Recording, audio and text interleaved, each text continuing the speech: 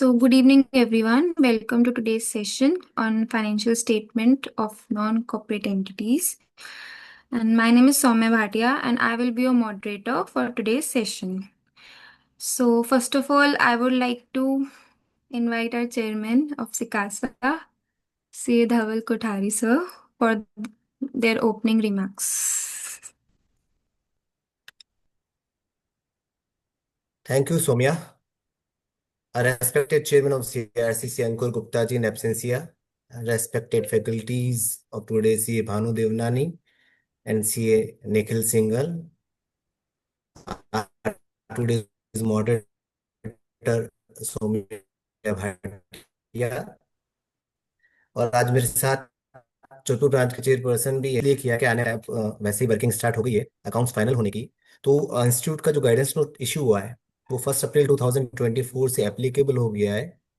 तो उस चीज की एप्लीकेबिलिटी सारे बच्चों को भी समझ में आ जाए ताकि वो जब अपने ऑफिस में काम करे तो उनको इतनी हेल्प करे कि वो फाइनेंशियल स्टेटमेंट नए फॉर्मेट में जिस अकाउंटिंग स्टैंडर्ड को एप्लीकेबल करते हुए बनाना है या कौन कौन से डिस्क्लोजर्स हमको देना है वो सारा समझ में आ जाए। तो इसी को ध्यान में रखते हुए आज का पूरा सेशन और सेमिनार स्टार्ट शेड्यूल किया गया था। तो I request CA Bhanu Devnani ji and CA Nikhil Singhal के जब आप अपना डेलिब्रेशन ले तो ये देखें सामने जो है वो स्टूडेंट्स है और स्टूडेंट्स को किस तरह से अपन लोग मोटिवेट कर सकते हैं कि वो इस फॉर्मेट को इजीली समझ पाए। तो कुछ कंफ्लिक्ट भी आएगा प्रैक्टिकल एज वेल एज जो वो अपनी स्टडी के अंदर पढ़ रहे हैं, तो आप उन डाउट्स को भी क्लियर करते रहें, उनको अच्छे से समझा दें। Thank you, over to you Somiya. Thank you, sir, for your kind words. Before we begin, I would like to take a moment to introduce the speakers. We have CA Bhanu Devnani and CA Nikhil Singhal, uh, executive member of CRC. So, let's start. Uh, Thank you so much, Chairman Sir Sekasa, for the opportunity, and we really hope students will be benefited. And thank you so much, Soumya, for the introduction. I'm CA Nikhil Singhal. Hello everyone, my name is CA Bhanu Devnani, and let's keep this session little interactive and informal. क्योंकि सब students हैं तो हम सबको मन में कहीं ना कहीं सवाल आते रहेंगे, तो जितने ज्यादा आप लोग क्वेश्चंस एंड आंसर्स के रूप में इसको समझेंगे उतना ज्यादा आप लोगों को मजा आएगा।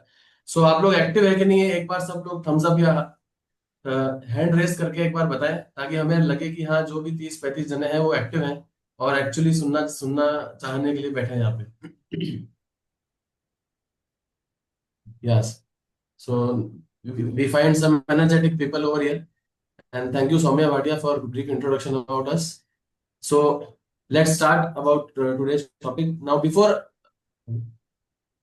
we begin, मैं आप लोगों को ये बताना चाहता हूँ कि हमारी भारतीय संस्कृति में गीता का बहुत बड़ा महत्व है। गीता में एक बहुत सुंदर श्लोक है जो हम सारे प्रोफेशनल्स के ऊपर बहुत सटीक तरह से जाता है। वो कुछ इस तरह से है, कर्मण्येवाधिकारस्ते मा फलेषु कदाचन माँ कर्म फले तुर्भु माँ ते संगोस्त्व अकर्मणि। इस श्लोक का जो हिंदी तात्पर्य है वो सिंपल है कि एज अ प्रोफेशनल या as a person in life हमारे हाथ में सिर्फ कर्म करना है। हम नहीं डिसाइड कर सकते कि उसका रिजल्ट क्या आने वाला है, और सिर्फ रिजल्ट की चिंता के वजह से या क्या रिजल्ट आएगा इस वजह से हम अकर्म नहीं कर सकते। माते संगोस्त्व अकर्मणि, हमें ये राइट ही नहीं है कि हम कर्म ना करें। सो आज हम लोग जिस जगह पे बैठे हैं, जो पावर हम लोगों के हाथ में आने वाली है, आप में और हम लोगों में सिर्फ एक एग्जाम की डेट का फर्क है, एक रिजल्ट की डेट का फर्क है। जिस दिन रिजल्ट आएगा आप लोग भी चार्टर्ड अकाउंटेंट्स बन जाएंगे। Now in the population of 140 crore we are very very minority, और हमारे पास जो पावर दी गई है उसकी रिस्पेक्ट करना, उसकी रिस्पॉन्सिबिलिटी निभाना हम लोगों के हाथ में है।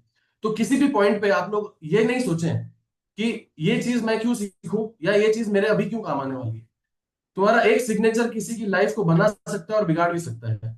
इंडियन इकोनॉमी को फर्स्ट नंबर पे ला सकता है, फोर्थ से, और या तो फिर चौथे से 10वें पे भी ले जा सकता है। सो ऑलवेज ट्राई कि आपको हर चीज का प्रॉपर नॉलेज हो और अपनी तरफ से पूरी तरफ से कर्म करें। इस वजह से कर्म ना छोड़ दें कि इसका रिजल्ट अभी मेरे को क्या काम आने वाला है, मेरे एग्जाम थोड़ी है, मेरे एग्जाम में काम आएगा कि नहीं आएगा, मेरे अटेम्प्ट में काम आएगा कि नहीं आएगा।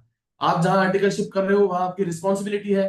चार्टर्ड अकाउंटेंट्स प्रिंसिपल्स आप बिलीव कर रहे हैं कि आप अपनी तरफ से ड्यू डिलिजेंस रखेंगे। You are separate from those who are doing just BCom, those who are just 12th pass. You are intermediate pass and soon you are becoming chartered accountants for the nation building. So keeping this in mind, let us begin formally the session of financial statements of non-corporate entities. Now we are sharing the screen. Saumya please बताइए कि आपको ये screen दिख रही है, viewers को सबको ये स्क्रीन दिख रही है? We have started a presentation. Is it visible, Soumya? Yeah, sir, it's visible. Okay. So starting with this, as the name is suggesting, it's a guidance notes on financial statements of non-corporate entities. कई बार हम लोगों के दिमाग में ये आ जाता है कि तो सिर्फ गाइडिंग फैक्टर है, तो सिर्फ गाइड कर रहा है। तो गाइड करने के लिए तो हमें लोग चाहिए। आज हमें गाइड नहीं करेगा कोई, तो हम तो किसी भी डायरेक्शन में चले जाएंगे। So as a chartered accountants या फ्यूचर चार्टर्ड अकाउंटेंट्स, आप लोगों को गाइड करने के लिए जो बॉडी बनाई गई है, that is institute, that is your principles, that is a place where you are doing your articleship. So ये सारी चीजों की मैंडेट हम लोगों को कहां से मिलती है? एक्ट में जो लिखा हुआ है वो तो गवर्नमेंट ऑफ इंडिया बना रही है, इनकम टैक्स एक्ट है, जीएसटी है, लेकिन उस लॉ में, उस लॉ को किस तरह से इंटरप्रेट करके क्या बेस्ट प्रैक्टिसेस फॉलो करी जाए, वो चीज की गाइडेंस समय समय पर इंस्टीट्यूट हम चार्टर्ड अकाउंटेंट्स के लिए निकाल के लाती रहती है। क्यों ये गाइडेंस जरूरी है? क्योंकि income tax act, GST act, accounting law, any law, it is not very easy to understand. उसको इंटरप्रेट करने की स्किल हमारी स्लोली स्लोली डेवलप होती है। तो बहुत जो बोर्ड ऑफ स्टडीज में जो लोग बैठे हैं, हमारे चार्टर्ड अकाउंटेंट्स बैठे हैं, वो बहुत ध्यान से और बहुत बारीकी से इसको समझ करके थोड़े सिंप्लीफाइड वर्जन में, थोड़े इलस्ट्रेशंस के फॉर्म में, क्वेश्चन एंड आंसर्स के फॉर्म में हमारे पास में प्रोड्यूस करती है कि हम गाइडेंस नोट्स को किस तरह से टेकअप करें और हमारे लिए वो रूटीन में कैसे काम आए। It is not only for benefit of organisation, it is beneficial for exam point of view also.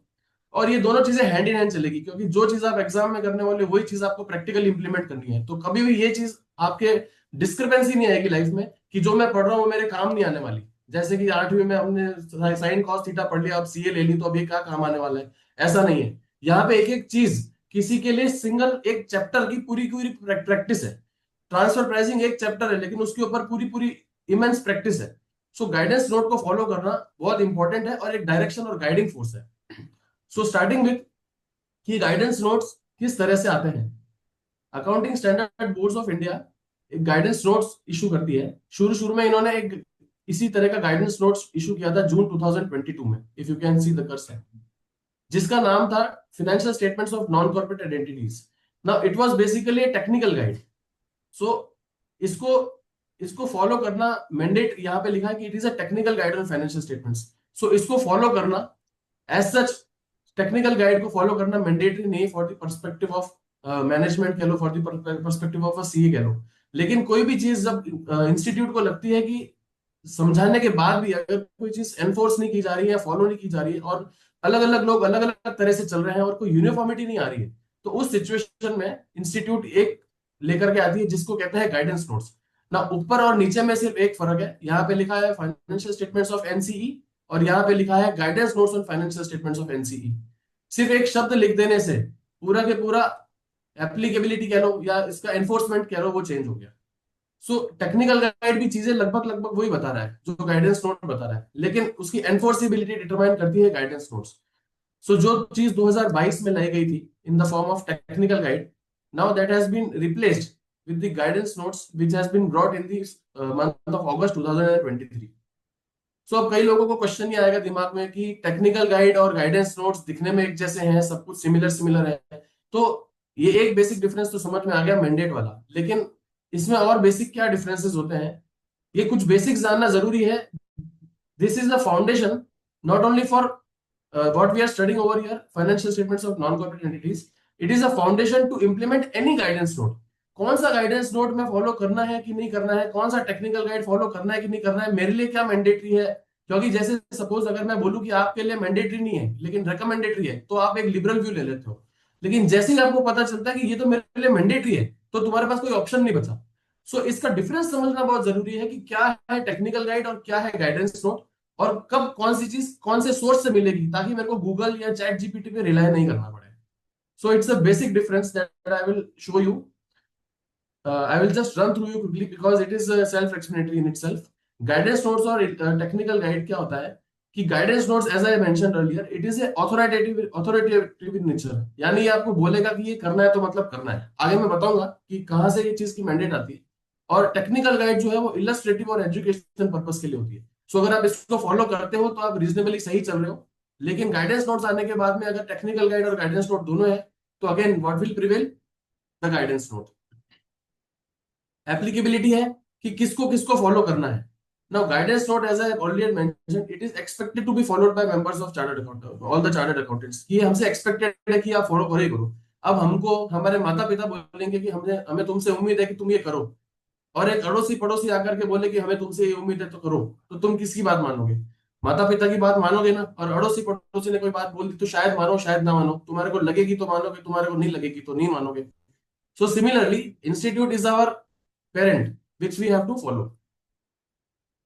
Now, ये इशू कौन करता है? ये टेक्निकल कमिटी बनी जाती है जो इंस्टीट्यूट बनाती है, अलग अलग तरह की, जो accounting standard board, auditing board, assurance board, अलग अलग तरह की कमिटीज बनाई गई हैं जो इसको समय समय पे इशू करती है. ये बेसिक चीजें जानना इसलिए जरूरी है क्योंकि हमें पता तो चले कि जैसे हमारे माता पिता कौन है जो हमें गाइड करने वाले हैं. अगर कोई ब्लैक पर्दे के पीछे आकर के हमें कुछ बता रहा है और हमें पता ही नहीं कि सामने वाले की शक्ल कैसी है, सामने वाले का ओहदा कैसा है, उसको कितना भाव देना है, तो ये चीज अपने को पता होनी चाहिए कि गाइडेंस नोट जो इश्यू कर रही है वो टेक्निकल कमेटी है. और जो टेक्निकल गाइड है वो चीज एक पर्टिकुलर टास्क फोर्स बनाई जाती है जिसको वो समय समय पे इशू करती है. डिसिप्लिनरी रिलेवेंस का मतलब ये है कि अगर इसको नहीं कंप्लाई करते हैं तो इसका कॉन्सिक्वेंस क्या होगा.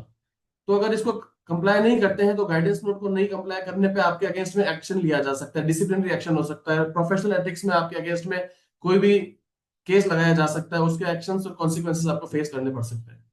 लेकिन टेक्निकल गाइड में ऐसा नहीं है. ये कोई पेनल्टी या डिसिप्लिनरी एक्शन नहीं इनवाइट करता है, बट इट इज अगेन आपको गाइडेंस फोर्स मिल जाता है तो आप इसको पढ़ सकते हो. पर्पस, इट इज अगेंस्ट इंटरप्रेटेटिव कि भाई हम कैसे इंटरप्रेट करते हैं कोई से भी लॉ को, और ये इंप्लीमेंटेशन सपोर्ट देता है technical guide. So these differences basically nothing to mug up. कभी इस सेशन में कुछ भी रट्टा मारने की जरूरत नहीं है. अगर तुम्हें चीज समझ में आ गई तो तुम उसको बाय डिफॉल्ट लर्न कर लोगे. और हमारे को टेस्ट ट्रू प्रोफेशनल्स पता होना चाहिए कि राइट सोर्स से कैसे इंफॉर्मेशन को एक्सट्रैक्ट करना है. हमें कहीं पे भी ये एग्जाम में नहीं आने वाला है, लेकिन इंप्लीमेंट करते टाइम ध्यान होना चाहिए कि कौन सा पन्ना नंबर खोलूंगा या कौन सा चैप्टर खोलूंगा तो ये लाइन मिल जाएगी. So this is the way. So इसमें आगे बताएंगे Nikhil ji. So students, like Bhanu ji has clearly mentioned क्या फर्क होता है टेक्निकल गाइड में, क्या फर्क होता है गाइडेंस नोट में. Guidance note comes with the binding power जो वी हैव टू फॉलो. तभी कुछ एग्जांपल्स है इंस्टीट्यूट ने पास्ट में क्या क्या किन किन चीजों के ऊपर गाइडेंस नोट इशू कर रखे हैं. लाइक रिसेंट में नॉन कॉर्पोरेट एंटिटीज के फाइनेंशियल स्टेटमेंट्स है, फिर अकाउंटिंग फॉर डेरिवेटिव कॉन्ट्रैक्ट्स. अगर आप में से कोई अपने ऑफिस में डेरिवेटिव्स के रिटर्न भरता है तो ही और शी मस्ट बी अवेयर कि डेरिवेटिव्स में टर्नओवर और जो भी टर्नओवर क्राइटेरिया कैसे काउंट करना है वो कैसे कैलकुलेट होता है. So the guidance comes from the guidance note on accounting of derivative contracts. Same case में e commerce, like there is a list an number of guidance notes that are available. ये सारे institute की website पे आपको easily मिल जाएंगे. Real estate transactions. सो इसमें एक significant guidance note है, guidance note on tax audits. जो भी अपन टैक्स ऑडिट्स करते हैं अंडर सेक्शन 44A(b), सो उसमें कुछ भी गाइडेंस हमको लेना होता है, कुछ भी लाइक कोई भी एक कंफ्यूजिंग चीज होती है, सो दैट FAQ या क्लैरिटी के साथ that has been defined from the guidance under the guidance note on tax audit. So these were the guidance note. और ये कुछ गाइडेंस नोट फिर आते हैं ऑडिटिंग एस्पेक्ट्स के लिए. ऊपर वाले गाइडेंस नोट थे अकाउंटिंग एस्पेक्ट के लिए, किस तरह क्या चीजों की अकाउंटिंग की जाती है, formats. And there after auditing के ऊपर कुछ गाइडेंस नोट है, CARO, company audits, company prospectus, internal financial reports, IFC controls. ये सारे गाइडेंस नोट है. अब बात आती है टेक्निकल गाइड्स के ऊपर. फिर सबसे पहले इंस्टीट्यूट कुछ भी चीज निकालता है तो वो टेक्निकल गाइड के फॉर्म में होती है कि जस्ट एक देख सकते हैं these are the thing that is expected to follow. ये best in the industry practices है जो इंस्टीट्यूट अपन को डालकर देता है in the form of technical guide, uniformity के पर्पस से, एनी पर्पस। सो ये सारी चीजें, technical guide on preparation of financial statements under cash basis, technical guide on non profit organisations की अकाउंटिंग के लिए, फिर अकाउंटिंग स्टैंडर्ड बोर्ड्स की एम्प्लॉय AS 15 एम्प्लॉय बेनिफिट्स, उसके ऊपर टेक्निकल गाइड है। So just to conclude this, technical guide पहले निकलता है, देन इट मे और it may not convert into guidance note. So non corporate accounting पे जो गाइडेंस नोट है, it was initially technical guidance, technical guide. Yes ma'am. So अब basic difference समझने के बाद हम लोग चलते हैं कि क्वेश्चन एंड आंसर्स की तरह चलते हैं, लाइक क्विज फॉर्मेट में चलते हैं कि कौन सा, क्या are ICAI guidance notes mandatory for management या एसएससी या फिर चार्टर्ड अकाउंटेंट इन प्रैक्टिस। अब सवाल ये आता है कि गाइडेंस नोट वर्ड ही बोल रहा है कि गाइड कर दो, तो क्या ये मैंडेटरी है? जैसे मम्मी पापा ने बोला कि ये चीज करनी है, तो क्या ये मैंडेटरी है कि नहीं मैंडेटरी है? बेसिक एग्जांपल से रिलेट करते चलेंगे तो सवाल के जवाब भी आसानी से समझ में आएंगे। तो सवाल ये है निखिल जी, अगर मैं पूछूं कि क्या जिस कंपनी का या जिस नॉन कंपनी एसएससी का मैं फाइनेंशियल स्टेटमेंट्स बना रहा हूं, तो उस फाइनेंशियल स्टेटमेंट्स को ये फॉर्मेट नॉन कॉर्पोरेट एंटिटी को फॉलो करना जरूरी है कि नहीं है? किसके लिए ये मैंडेटरी है? क्या ये एसएससी के लिए मैंडेटरी है या क्या ये हम एज चार्टर्ड अकाउंटेंट्स के लिए मैंडेटरी है? सॉरी, जस्ट इन मैं आप लोगों को एक चीज बता देता हूँ, हम यहाँ पे चार्टर्ड अकाउंटेंट्स की बात कर रहे हैं, तो आप लोगों को यही सोचना है कि आप खुद चार्टर्ड अकाउंटेंट हो, आपके पास साइनिंग पावर आ चुकी है, अब आप इसमें क्या कॉल लेंगे।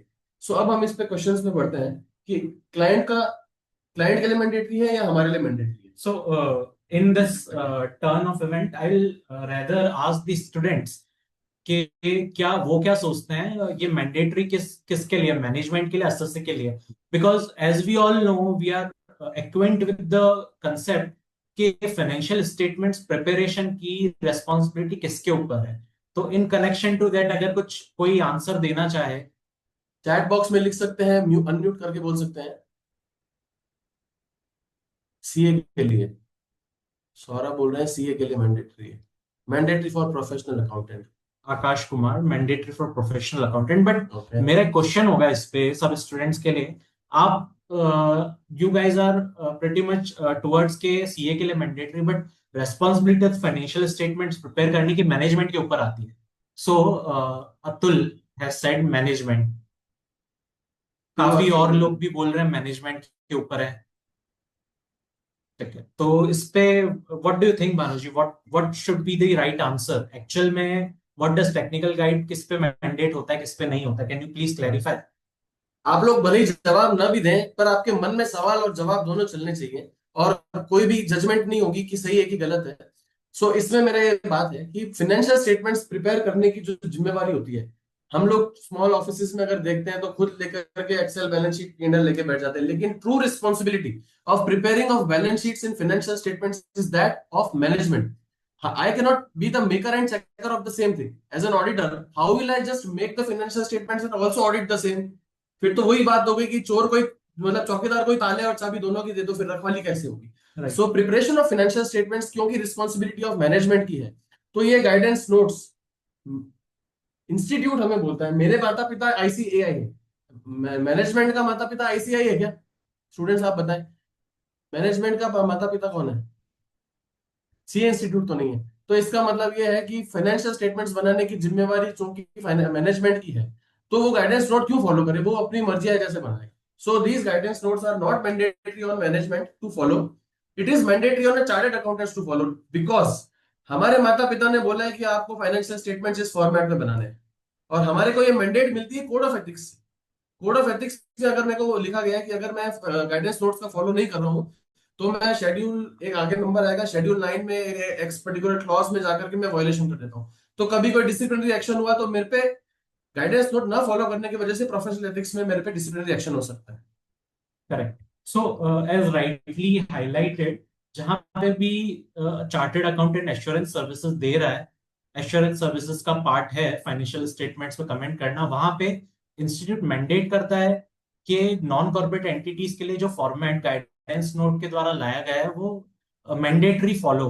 सो मैनेजमेंट किसी भी फॉर्मेट में दे रहा है आपको, टी फॉर्मेट में दे रहा है, कंपनी फॉर्मेट में दे रहा है, किसी भी फॉर्मेट में दे रहा है, but as a chartered accountant and students it is our responsibility के गाइडेंस नोट के अकॉर्डिंग जो फॉर्मेट यूज हुआ है उससे यूनिफॉर्मिटी होनी चाहिए, और उसके बिना उसको आगे ऑडिट या एश्योरेंस नहीं दिया जा सकता।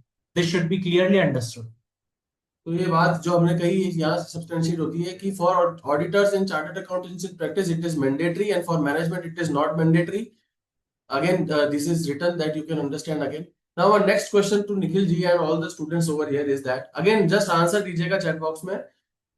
अगर मैनेजमेंट इसको फॉलो करने के लिए बाउंड्री नहीं है और मैनेजमेंट इसको फॉलो नहीं करेगी और हमें फॉलो करना है, तो इस कॉन्फ्लिक्ट में, इस जद्दोजहद में हम करेंगे क्या? What if management doesn't follow the guidance note?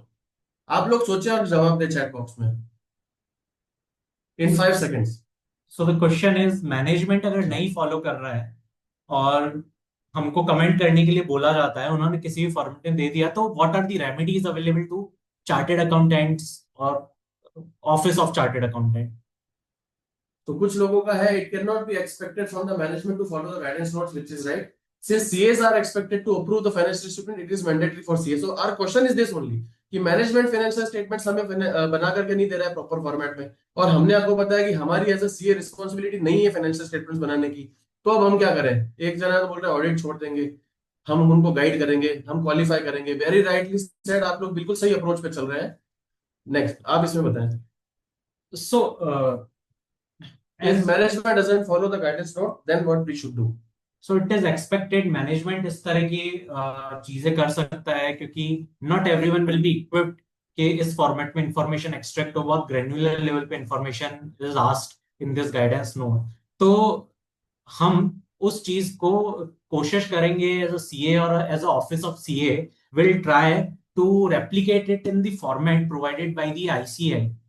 कुछ बाइफर्केशंस करेंगे, will have to like keep like turn every stone, सब चीजें कोशिश करके मैनेजमेंट से मीटिंग्स करेंगे, मैनेजमेंट रिप्रेजेंटेशन लेटर्स लेंगे, डेटर्स का जो भी बाइफर्केशन है प्रॉपर्ली पूछेंगे। इन केस अगर it is not possible for us to like draw the financial statements as per the format provided, तो हम लोग वहां पे क्वालिफिकेशन डाल सकते हैं। We have the liberty to put the qualification. So qualification यहाँ पे दो चीजों में हो सकते हैं, मटेरियल मिसस्टेटमेंट हो रहा है और एक मटेरियल मिसस्टेटमेंट नहीं हो रहा है।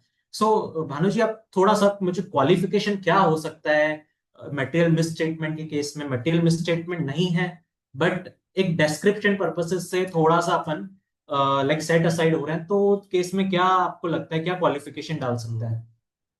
अब जैसे कुछ मेरे स्टूडेंट्स ने बोला कि सर ऑडिट छोड़ दो, मैनेजमेंट को समझाओ, तो हमारा पर्पस, हमारा काम ये नहीं है कि हम मैनेजमेंट को जाकर के हर वक्त सिखाएं। मतलब मैं सिखाना चाहूँ तो सिखा सकता हूँ, लेकिन ये मेरी ड्यूटी नहीं है, ठीक है। सो मैं ये बोलूंगा कि अगर क्वालिफिकेशन, अगर फाइनेंशियल स्टेटमेंट्स को जानबूझ करके नॉन कॉर्पोरेटेड एंटिटीज के फॉर्मेट में अगर नहीं बनाया गया है और उससे कुछ मटेरियल मिस स्टेटमेंट निकल के आ रहा है, या फेयर रिप्रेजेंटेशन नहीं हो रहा है, या स्टेक होल्डर्स का इंफॉर्मेशन या ओपिनियन चेंज हो जाएगा, अगर उसको और ओल्ड फॉर्मेट में देने में और न्यू फॉर्मेट में देने में उसकी पूरी ओपिनियन चेंज हो जाएगी उस फाइनेंशियल उस कंपनी के बारे में, उस नॉन कंपनी के बारे में, तो चीज मुझको इसको क्वालिफाई करना चाहिए। और अगर ऐसा कुछ है नहीं कि ठीक है, it's just a presentation thing और पहले से ही उसने एलेबोरेटेड फॉर्म में दिया हुआ है, तो it can be a soft qualification that financial statements though is the responsibility of management, but it is not being prepared in the format as designed, so we can put a soft qualification.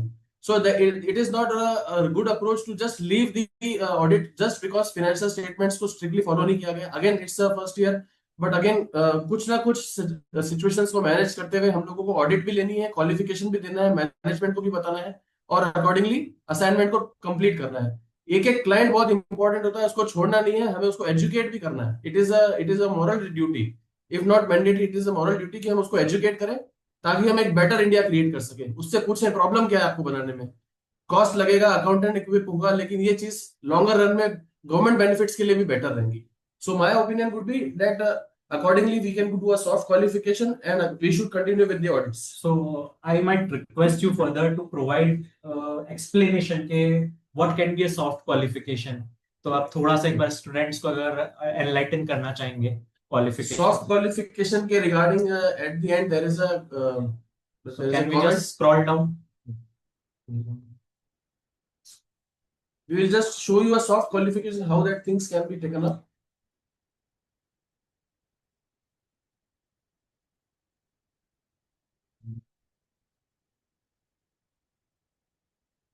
Yeah. So this is a illustrated qualified opinion when financial statements are not prepared as per guidance notes.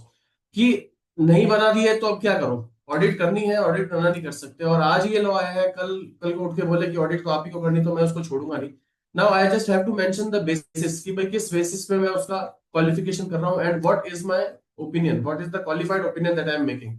So that's a very basic language that I have put a soft qualification, no adverse remark, nothing. And you can again read it when you will get this presentation. But just to show, if anyone wants to read, कि basically हम लोग उसको opinion को qualify करेंगे, and again it will not have an adverse effect as such, but it will save our hands as a CA that yes, you have thrown the light to the stakeholders or to the banks or to the government entities where he will produce his financial statements कि हाँ auditor ने audit report में ये चीज लिखी है और हमें एक बार के लिए बता दिया है. अब इस पे क्या कॉल लेना है, क्या कॉल नहीं लेना है, वो स्टेक होल्डर जाने, बट एज अ सीए हमें अपने हाथ बचाने हैं, और मैनेजमेंट अगर नहीं फॉलो कर रही है तो वो ना करे, हम उसको बाउंड नहीं कर सकते. सो इसमें if I have to read it out, तो इसमें लिखा है बेसिस फॉर क्वालिफाइड ओपिनियन. ये है the financial statements of XYZ have not been prepared in accordance with the formats of financial statements prescribed in guidance note on financial statements of non-corporate entities issued by Institute of Chartered Accountants of India. In our opinion, while this represents a departure from the prescribed presentation framework, it does not materially affect the information presented regarding the entity's financial position, financial performance, or owner's equity for the year ended. So basically, हमने basis में हमने clear कर दिया है कि material misstatement नहीं है. हमारा जो डिस्क्रिप्शन है, डिपिक्शन है फाइनेंशियल स्टेटमेंट्स का, वो थोड़ा सा लाइक डिविएट हो रहा है जो इंस्टीट्यूट ने प्रेस्क्राइब किया है. बट दैट डजंट मीन कि इससे कि फाइनेंशियल पोजीशन, फाइनेंशियल परफॉर्मेंस सही से शो नहीं हो रही है. एंड सेम वे में यहाँ पर हमने एक एग्जांपल सोच समझ के लिखा है, क्वालिफाइड ओपिनियन देंगे क्या, बेसिस हमने दे दिया, but what would be the qualified opinion. So we can write it around in our opinion and to the best of our information and according to the explanations given to us, except for the matter described on in the basis of qualified opinion. The financial statements present fairly in all material respects the financial position of entity and its financial performance for the year ended in accordance with the applicable financial reporting framework. तो हमने एक जगह qualification दिया है और ये भी assurance दिया है फाइनेंशियल स्टेटमेंट के रीडर को कि आपको डरने की जरूरत नहीं है, ये कहीं भी फाइनेंशियल पोजीशन को या फाइनेंशियल स्टेटमेंट्स को गलत रूप में डिपिक्ट नहीं कर रही है. सो हम वापस कंटिन्यू करेंगे जहां से where we left from. So I hope आपको थोड़ा क्लैरिटी आया होगा कि हम लोग किस तरह से इस चीज को टेकअप करने वाले हैं. ना अब एक सवाल आता है कि क्योंकि मैंने बताया कि guidance note code of ethics के वजह से, प्रोफेशनल एथिक्स की वजह से सीएस को फॉलो करना मैंडेटरी है, तो निखिल जी आप एक बात बताएं कि आज अगर हम लोग ही हमारे प्रोफेशनली में ही ब्रदर्स को अगर समझ लो पॉसिटिव ऑफ टाइम या किसी भी वजह से हम खुद ही इस चीज को फॉलो नहीं कर पा रहे हैं गाइडेंस नोट को, तब हमें क्या करना पड़ेगा इसमें? बेसिकली यहाँ इसकी मैंडेट आता है कोड ऑफ एथिक्स से, तो इट इज मैंडेटरी, हमारे पास ऑप्शन नहीं है फॉलो ना करने. तो as we mention previously, clause 9 of part 1 of schedule second C act 1949, आप लोग भी इसमें एग्जाम में पढ़ते होंगे कि इस पे हमें करना है ना. एक सवाल मेरा ये है कि नॉन कॉर्पोरेटेड एंटिटीज का मतलब क्या होता है? कि कंपनी समझ में आता है, नॉन कंपनी समझ में आता है, लेकिन उसमें इंक्लूड कौन कौन होता है, आप लोग कुछ बताएंगे? Voice is breaking, Ramya please check. Saumya can confirm like audibility सही है कि नहीं, आप एक बार देखिए. Voice is audible. I am voice able is Audible, right? to. Yeah. So the question arises abhi ke so the voice is audible, so we can continue. What are the different types of non-corporate entities? कौन कौन लोग cover होते हैं जो financial statements को follow करना है? So here is a illustrative list. ये लिस्ट है बेसिकली जो हम लोगों के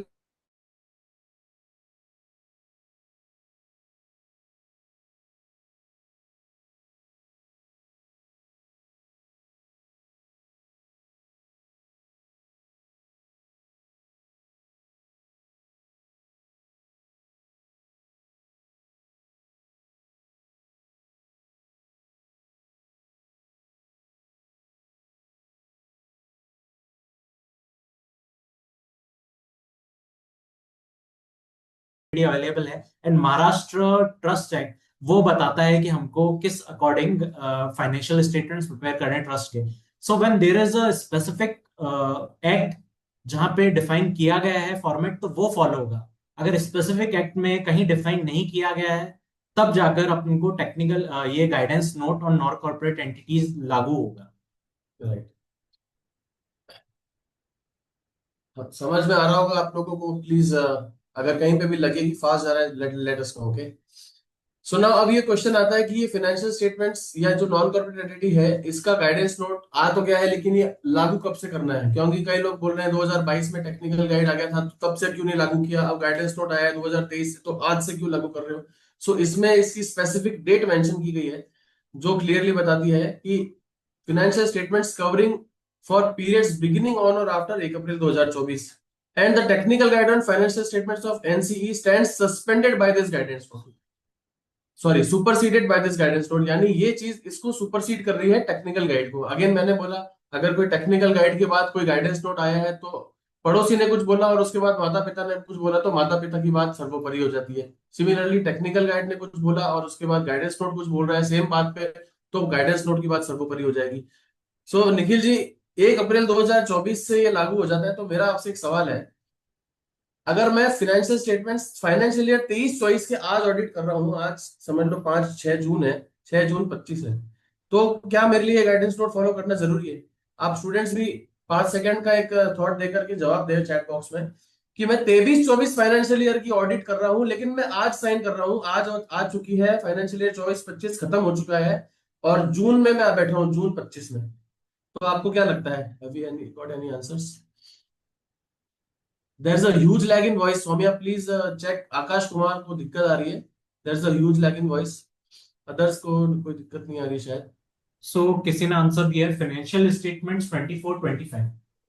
बट मुझे ऐसा लगता है कि जब गाइडेंस नोट एप्लीकेबल हो गए हैं, तो चाहे हम आज बैठकर पुराने सालों के भी ऑडिट करें, तो उसमें भी ये फाइनेंशियल स्टेटमेंट्स का फॉर्मेट लागू होना चाहिए, राइट? सुनने में तो सबको ऐसा ही लगेगा कि आज से जब फॉर्मेट लागू हो ही गया है, तो पीछे की कभी कभी करो, फॉर्मेट तो लगे है. सीए मनीष जी हैं, वो बोल रहे हैं in my opinion not applicable. Yes sir. Yes sir से समझ में नहीं आएगा कृतिका जी, थोड़ा क्लियरली बताना पड़ेगा.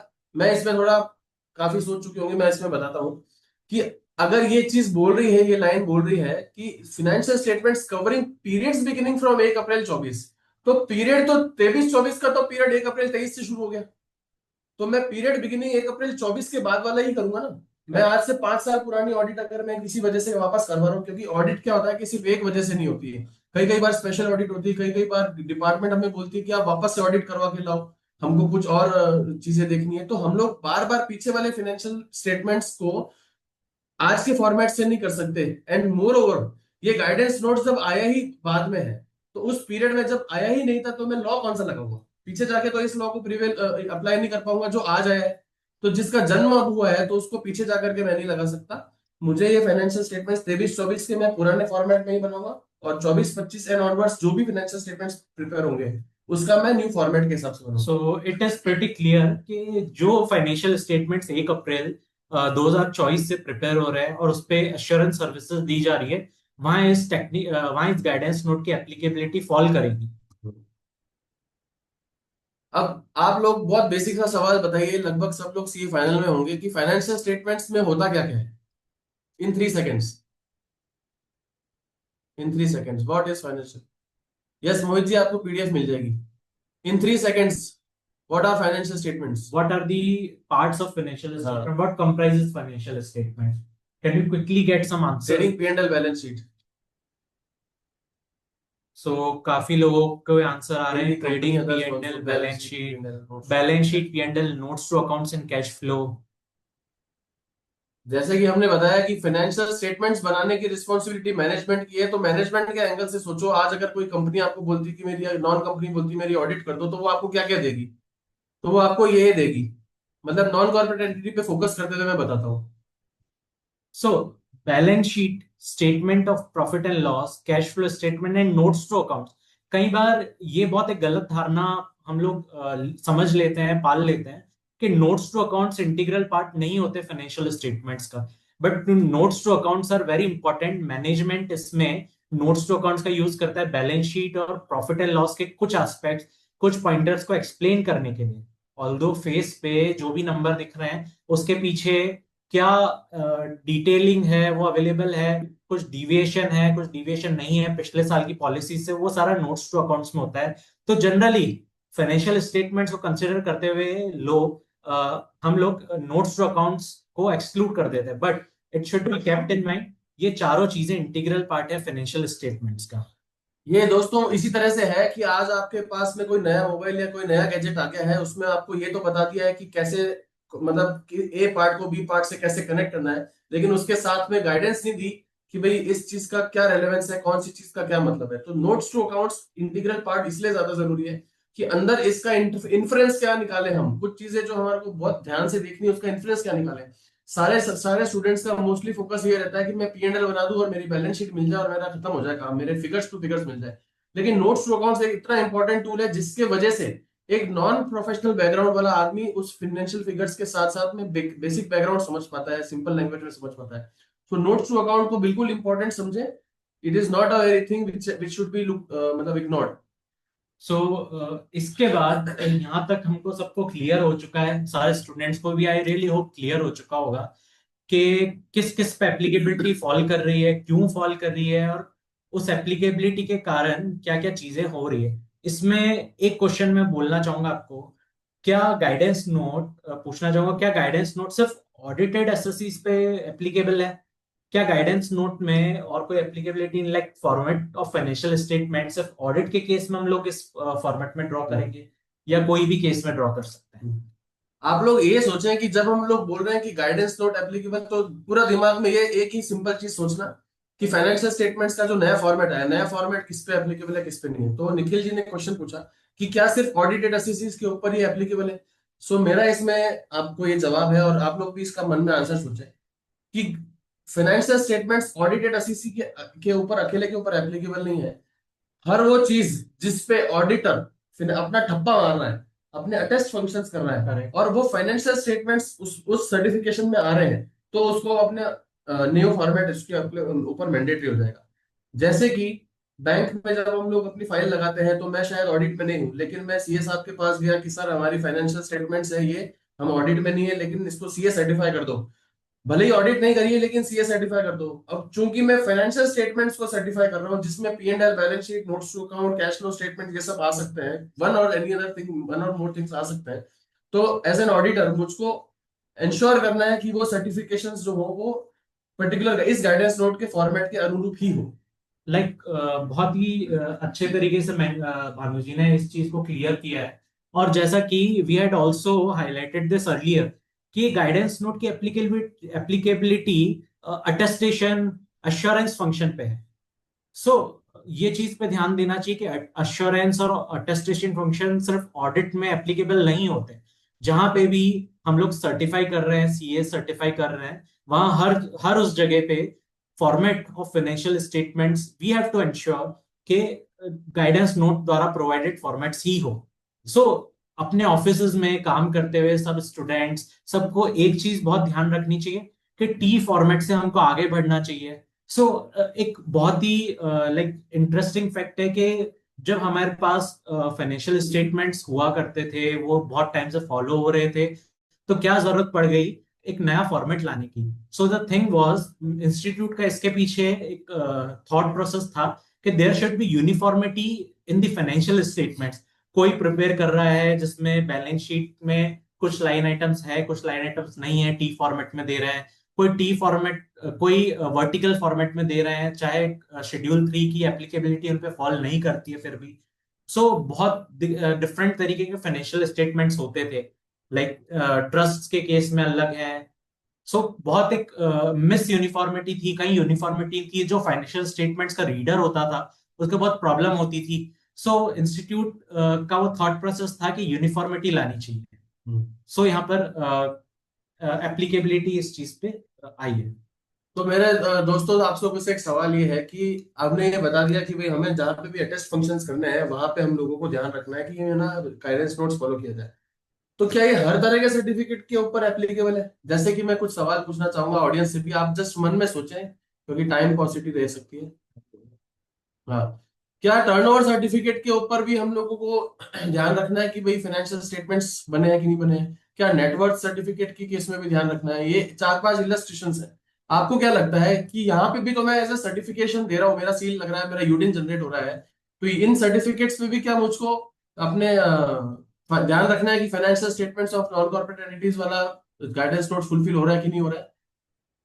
what are your answers to this quickly in 5 seconds? So Yes or no? Yes or no? ज्यादातर रिप्लाईज हमें आ रहे हैं यस के फॉर्म में। So turnover, net worth, capital contribution certificate सब में एप्लीकेबिलिटी है। कुछ नो के भी आंसर्स आ रहे हैं। कुछ नो के आंसर से मेजोरिटी लोग कह रहे हैं यस, यहाँ पे भी, क्योंकि हमने पहले आपको बताया कि जहां पे भी सीए अपनी सील लगा रहा है वहां पे आपको फाइनेंशियल स्टेट, वहां पे आपको देखना है कि ये फॉलो हो रहा है कि नहीं हो रहा है। I just run you through back again.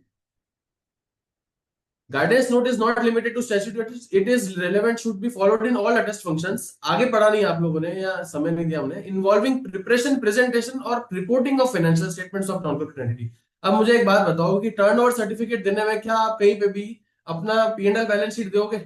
या नेटवर्थ सर्टिफिकेट बनाने में क्या आप कहीं भी अपना P&L balance sheet, cash flow statement, notes to account कुछ भी दोगे? कैपिटल कंट्रीब्यूशन करते टाइम क्या आप कुछ भी देने वाले हो? इस तरह की चीजें। तो जब इस सर्टिफिकेशन में हमारा फाइनेंशियल स्टेटमेंट्स को हम इन्वॉल्व ही नहीं कर रहे हैं, कहीं दे ही नहीं रहे हैं, तो कौन इंसान है जो इस चीज को फॉलो कर पाएगा? सपोज प्रिजम्पटिव इनकम 4480 वाला है जो है वो बोल रहा है कि भाई मेरे को सर्टिफिकेट चाहिए, टर्नओवर सर्टिफिकेट टेंडर में लगाना है, तो आप उसको कैसे बोलोगे कि भाई सर्टिफिकेशन पर्पस के लिए तुम बनवा करके लाओ? प्रैक्टिकली भी पॉसिबल नहीं है और लीगली एंड लॉफुली भी ये चीज जरूरी नहीं है कि हम लोग इस पे ध्यान रखें। हम लोग turnover certificate, net worth certificate, capital contribution certificate दे सकते हैं बिना ये देखे कि भाई वो financial statements particular NC format में है या नहीं है।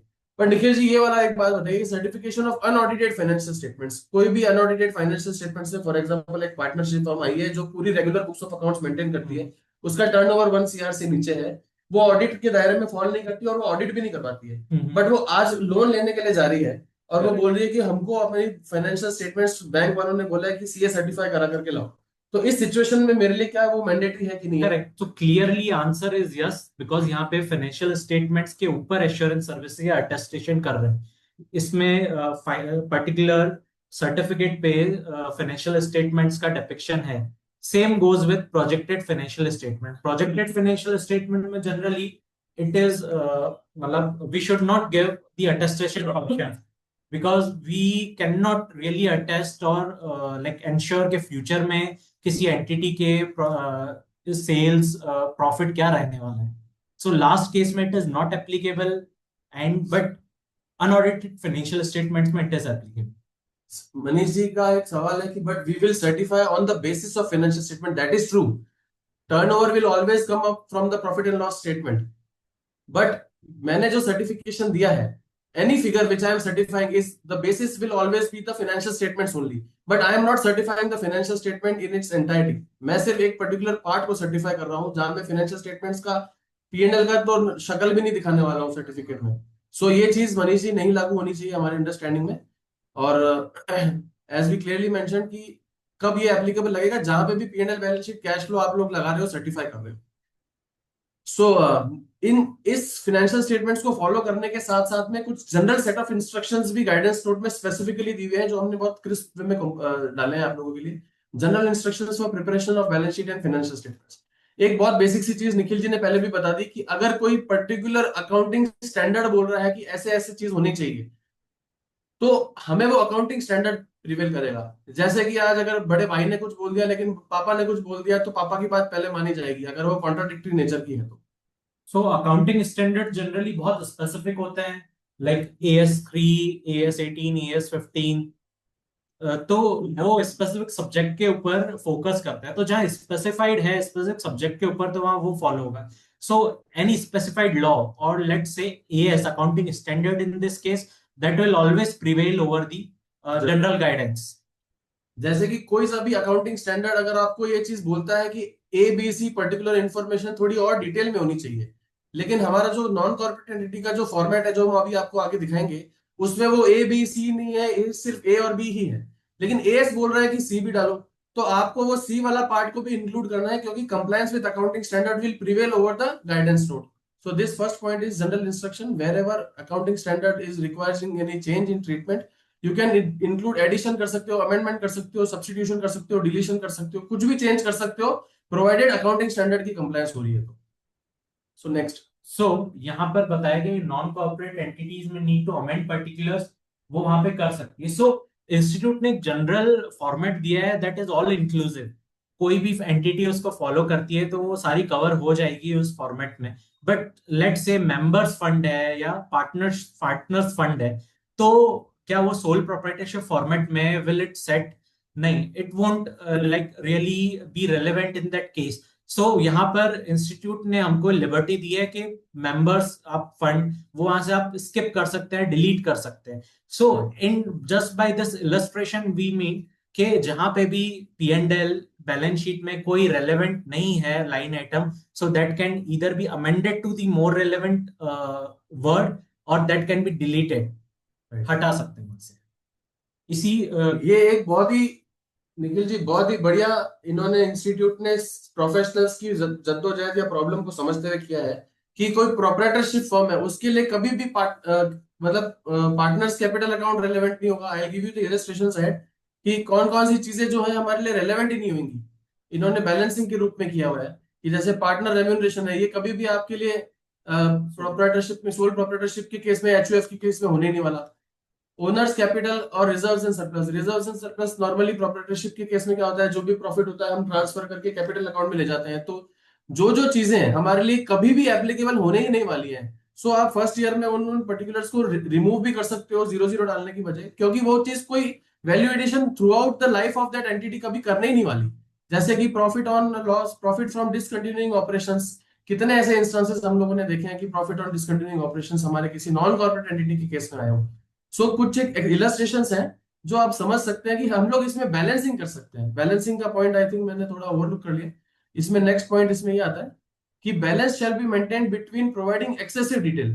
कि ऐसी इंफॉर्मेशन जो आप एक्सेसिवली दे रहे हो लेकिन उसका कोई ना स्टेक होल्डर को कोई बेनिफिट है, ना एम्प्लॉय, ना एंटिटी को कोई बेनिफिट है, तो उस चीज को हम लोग हटा सकते हैं, बशर्ते वो थोड़ा सा एक पर्टिकुलर सिमेट्री में रहे और यूनिफॉर्मली ईयर बाय ईयर चलते रहे. सो इसी कड़ी में थर्ड एक पॉइंट है कि इंस्टीट्यूट ने हमको एक पर्टिकुलर फॉर्मेट दिया है बैलेंस शीट और पी एंड एल का. But her line item balance sheet में जो मेंशन हो रहा है, पी एंड एल में हर लाइन आइटम जो मेंशन हो रहा है, it shall be appropriately cross reference. उसका डिटेल में नोट नंबर होना चाहिए और उस नोट में उसकी वर्किंग होनी चाहिए. सो इंस्टीट्यूट ये भी बताता है कि जहां 1% टोटल टर्नओवर के 1% से ज्यादा कोई लाइन आइटम है, अमाउंट है, सपोज टर्नओवर किसी नॉन कॉर्पोरेट एंटिटी का 1 CR है और एक पर्टिकुलर लाइन आइटम है जो अदर्स में अपन ने मेंशन कर दिया, इंक्लूड कर दिया, जिसका अमाउंट 1% से ज्यादा था टर्नओवर के, यानी 1 लाख से ज्यादा था, तो वो आपको सेपरेटली दिखाना होगा अलग से. And her line item balance sheet and P and L का क्रॉस रेफरेंस होना चाहिए नोट नंबर डालकर. मतलब अक्सर हम लोग ऐसे फाइनेंशियल स्टेटमेंट्स देखते हैं कि अदर्स एक्सपेंसेस करके लिखते हैं 8 लाख रुपए, टर्नओवर है 1 करोड़ रुपए, अदर एक्सपेंसेस 8 लाख, और अदर के कोई मतलब सर पैर नहीं है. तो ऐसे फाइनेंशियल स्टेटमेंट्स को सिमेट्री और यूनिफॉर्म और more informative, more valuable to stakeholders करने के लिए ही ये चीज किया गया कि 1% से ज्यादा अगर कोई खर्चा हो रहा है तो वो इंस्टीट्यूट की नजर में और स्टेक होल्डर की नजर में भी मैंडेटरी है, तो उसको अलग से ही दिखाया जाए. So this comes with the next thing कि basically राउंड ऑफ वाला कॉन्सेप्ट सेम एज कंपनीज के थ्रू आया है कि 100 करोड़ रुपए से ज्यादा की अगर आपकी टोटल इनकम है तो आपको nearest in lakhs millions crore करना है, और अदरवाइज बिलो 100 करोड़ है तो in the multiple of hundreds, thousands and lakhs करना है. पर यहाँ पे इंपॉर्टेंट चीज ये है कि इन्होंने यहाँ पे मे लिख दिया है. मे का मतलब होता है कि फॉलो करो या नहीं करो. सो गाइडेंस नोट को फॉलो करना हमारे लिए जरूरी है, लेकिन गाइडेंस नोट के अंदर चीजें अगर मे या शैल लिखा है तो हम उसको लिटरली इंटरप्रेट करेंगे. तो इसमें मेरे लिए जरूरी नहीं है कि मैं इसको थाउजेंड्स में या मिलियंस में किसी में राउंड ऑफ करूं. सो मैं इसको कर भी सकता हूं, नहीं भी कर सकता हूं, लेकिन अगर एक बार कोई कॉल ले लिया तो उसको आपको यूनिफॉर्मली कंटिन्यू करना ही पड़ेगा. सो नेक्स्ट पॉइंट है measurement should be use uniformly. So अगर हम लोग राउंड ऑफ करने का डिसाइड करते हैं तो we should keep in mind कि अगर कोई पर्टिकुलर एक्टिव ईयर में हम लोग उसको राउंड ऑफ कर रहे हैं लैक्स में, तो पिछला ईयर जो रीइंस्टेट कर रहे हैं वो भी हम लोग को लैक्स में ही उसको दिखाना चाहिए. हम लोग ऐसा नहीं कर सकते कि एक साल लैख में दिखाएं, पिछला साल थाउजेंड्स में हो, या पिछला साल लैक्स में हो, अगला साल नहीं हो। So uniformity should be maintain. Thereafter 7 point बहुत इंपॉर्टेंट है, comparatives to be given in except in the case of first financial year. So मेरा इसमें एक आप सब लोगों से क्वेश्चन है कि एक चीज बताइए, what do you mean by first financial year? क्या ऑडिट का फर्स्ट फाइनेंशियल ईयर वहां पे कंपेरेटिव देने जरूरी है, या फिर हमको पहले साल में कंपेरेटिव पहला साल क्या माना जाएगा? सो क्विकली आप लोग चैट बॉक्स में डाल सकते हैं, क्या ऑडिट का फर्स्ट ईयर है पहला साल, या फिर बिजनेस शुरू होने का फर्स्ट ईयर उसको पहला साल बोला गया है? Formation of entity. विली कीन अगर आप कुछ आंसर्स दे तो first balance from incorporation, rightly said Shreya. कोई और अगर if anybody wants to take up, so Vaibhav is also right.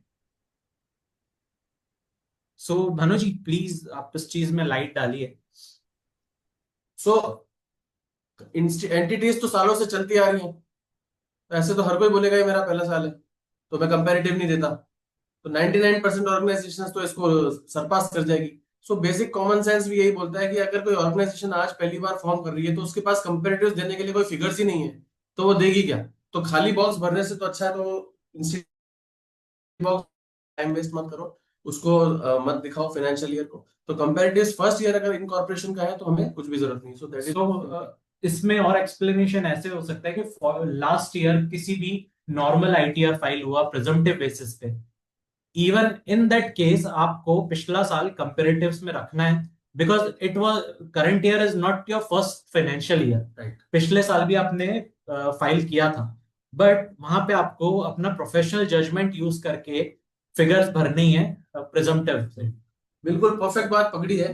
First year of business की बात कर रहे हैं, फर्स्ट ईयर ऑडिट एप्लीकेबिलिटी या टेस्ट फंक्शंस की बात नहीं कर रहे हैं। तो पिछले साल 4480 में रिटर्न कर रहे थे, लेकिन अब अचानक से हमारे टर्नओवर इतना बढ़िया काम कर लिया कि 1 करोड़ से ऊपर चला गया, अब ऑडिट में आ गए, तो हमें तो कंपैरेटिव फिगर्स में 4 फिगर्स थे ऐसा बोल करके इससे बच नहीं सकते। कंपैरेटिव फिगर्स में भी आपको जितना मोस्ट रेलेवेंट चीजें वो डालनी है। फिर अगर कुछ लगता है कि कुछ चीजें पॉसिबल नहीं है देखने के लिए, तो अकॉर्डिंगली आप मैनेजमेंट खुद नोट्स टू अकाउंट्स में दे सकती है, या आप एज एन ऑडिटर अपने ऑडिट रिपोर्ट में मेंशन कर सकते हैं कि क्या क्या चीजें हैं जो फर्स्ट ईयर की वजह से, फर्स्ट ईयर एप्लीकेबिलिटी की वजह से कुछ चीजें आपको शायद कंपैरेटिवली प्रॉपरली ना देवे, लेकिन बनाना तो है ही।